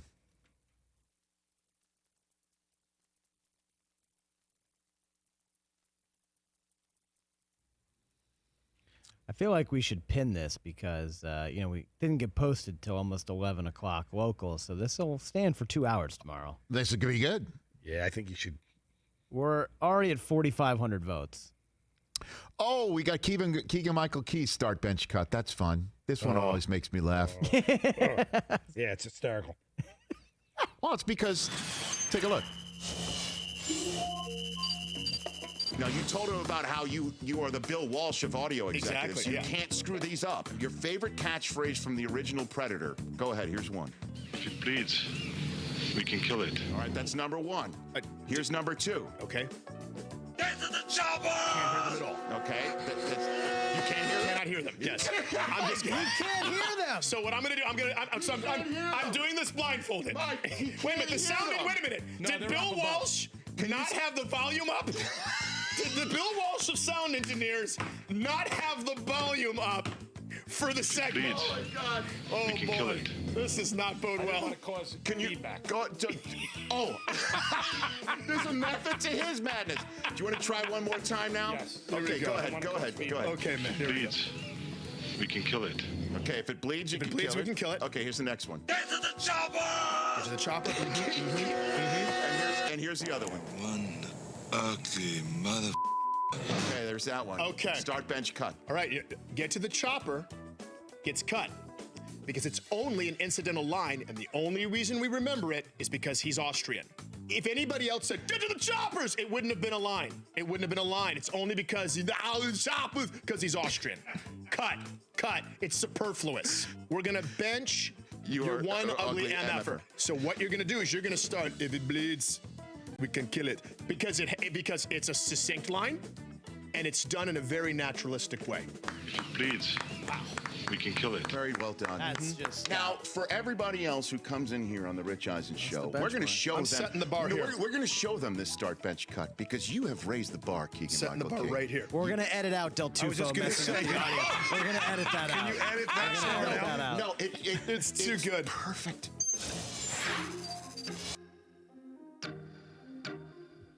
What are you guys talking about over there? What are you guys chit-chatting about over there? We were just going to the store. Oh. Having the actual go to a store and We were buy talking stuff. about sandwiches. And sandwiches. Sandwiches, as we heard him say. So, I like that he crunches up Doritos. I do love eating sandwiches with chips because I like that crunch. so Gurley signed his contract, but has not passed the physical yet. Yes. Thomas Dimitrov says there's language in a contract that protects the team if a player does not pass a physical. But we are counting on Gurley being an excellent player for us. So that's it. This will be the answer to has he hurt or not. I mean, if there's a degenerative knee issue, that's it. He's going to get the ball. I think that's a great fit. How crazy are these physicals? I think he could have Are an these awesome year. like our physical when we go to the doctor, or a little? I don't know. Mm-hmm. I don't know. I want you to run around. I don't There we know. go. All I know is we're 50-50 in the poll.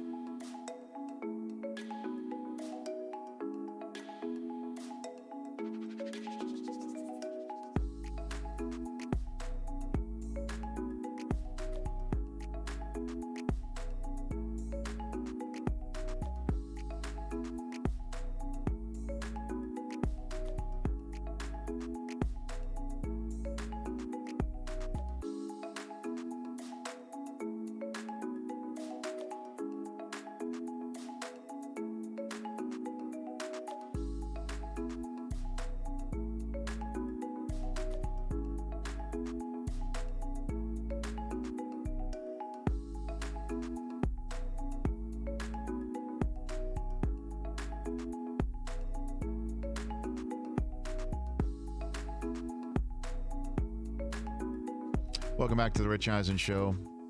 Brian Windhorst is joining us tomorrow. Jason Light, the general manager of the Tampa Bay Buccaneers, on Thursday. Also on Thursday's show, Dr. Myron Rolle will join us.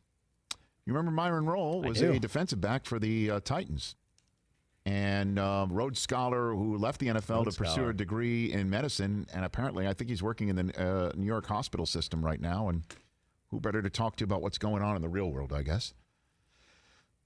Florida State standout, right? I mean, Myron Rolle is one of the greats in the history of Florida State, too. So we'll talk to Dr. Rolle. That's how we're rolling on this program after today. And again, we're having some exciting news that we're planning on announcing very shortly about how you can see us, certainly in the short term. I want to thank Marshall Faulk, Jeff Passan, Henry Ruggs III, and Larry the Cable Guy right there on the show. Oh, you wanted him to play the new drop. Do you have it yet, Mike? You haven't have it yet? You got it already? Because I knew you could do it. Here we go. Get her done. There you go. Get her done. Very good. That's a new drop here on the Rich Eisen Show. Fantastic. I don't know yet. By the way, I think we all have to chip in $5 for a royalty now. We just did that for him. Get her done. No, stop it. That's straight here, though. That's straight here. So, you know, it's interesting. Ray Guy was, as Larry the Cable Guy said at the end of the conversation, he was off to the side of a stand-up special, Chris? Yeah. And part of the reason why is because two guys, part of Larry the Cable Guy's orbit, were West Virginia guys. So Ray felt at home, comfortable with the West Virginia guys. Neither of the West Virginia guys, I can confirm, Pat McAfee. Can't confirm that. Pat McAfee's Ray Guy Animus. By the way, great album. Big word alert. Big Animus. Oh, my God. Distaste of Ray Guy. Not a fan of Ray Guy. Is truly one of the more shocking developments of me getting to know Pat. Because he thought Ray Guy fixed the award, so his friend got it. You know, like even though Pat was the best puncher that year in college. Ray Guy, greatest punter of all time. I know there's people who say Shane Leckler, punter of the all-decade team. Yeah. Might be as well. You know, Shane Leckler made the NFL 100 all-time teams. So I think Pat on Twitter yesterday was alluding to the fact that he should have been the all-decade punter. Really? Should we get him on tomorrow Let to me talk about it? let me find his tweet. Hold on. Should we talk about him being snubbed for the all-decade punter? I feel like that's what he was hinting Well, at I mean, yesterday. the Pro Football Focus people gave him the nod, didn't they? Right. They gave him the nod. And that's got a lot of content. And I'll tell you what, we're coming down to the wire on this program here with our poll question split right down the middle, which is only fitting since we're talking about a loaf of bread. The ends are the best part. I will take the ends. I mean, this is tight. I mean, where is the current results of our poll question? I'm gonna Yay or nay retweet. on the ends of bread? All right, hold on. Here's Pat's tweet real quick. He wrote, the NFL had a tough decision to make, and I'm obviously like a recount, but Johnny Hecker and Shane Leckler are absolute studs for the brand. I'm immensely happy for them, so you won't hear any complaining from your Pro Football Focus punter of the decade That's right. at all. Very- Definitely throwing shade. You know what? That's aggressive. Yeah. No, I mean, yeah. It's like compliment, and then, but you're not going to hear from me. Okay, so our ends of the bread poll, we're at nearly 5,000 votes at Rich Eisen Wow. Show. This is amazing. People want to vote on this sort of stuff. 50.9% no, 49.1% yes. So we're in the minority right now? The We slim are minority? now in the minority on the yes end. Word. Come on, people. I would just say this to people. What's the matter with you? If you're home, go have an end slice Go have an end. right now. Make a PBJ out of it. Dependable. Tell me it's not delicious. Delicious. Fortifying. You're crazy. TJ's an anti-ends guy? So what I just heard? I just hear a no screaming at the other end of the end of the set. Did I really hear that? TJ I Jefferson? just kind of feel like the end of the bread. I personally leave that for the end of the loaf. Like the last resort. The last resort. By the way, I had no idea it was a line of defense in terms of the freshness of the bread. I had no idea. I always assumed that's what it was for. You know what I always think about when I open up a loaf of bread? Whoever created those white plastic Yeah, the little thingies that thingies. clip it. The bread ties. Those people must live in a mansion. They must have the island Dana White's trying to acquire. For 2 months. By the way, for 2 months. So, again, the bread ties. Again, if you are looking for your own private island and you're thinking of booking it next week, you're out of luck. Dana White's taking it. Snatched it up already. Right. So, folks, in search of your private island, just got to wait till June because it's going to be booked for 2 months. Even though, according to Ariel Helwani, nobody, no fighters, no managers, nobody that he talks to, which is everybody, right, was aware of Dana's private island plan. The Mr. Rourke of UFC. Welcome. Welcome. To UFC Island. To Octagon Island. Welcome. We have a cheese sandwich and a steel cage for you. The plane boss. Yeah, who's Hervé Villacek? The plane. I, by the way, Henry Cejudo is Hervé Conor Villacek. McGregor. Yeah, there you go. I can say that again because I'm here and he's wherever he is. And we are thankful that you've taken in this show for as long as you have. We'll see you tomorrow. He's Mr. Brady. Come to Tampa Bay. I'll be your chauffeur if you want me. I'll carry your bags. I'll do anything. We got to get you, Tom. They got the cash too, baby.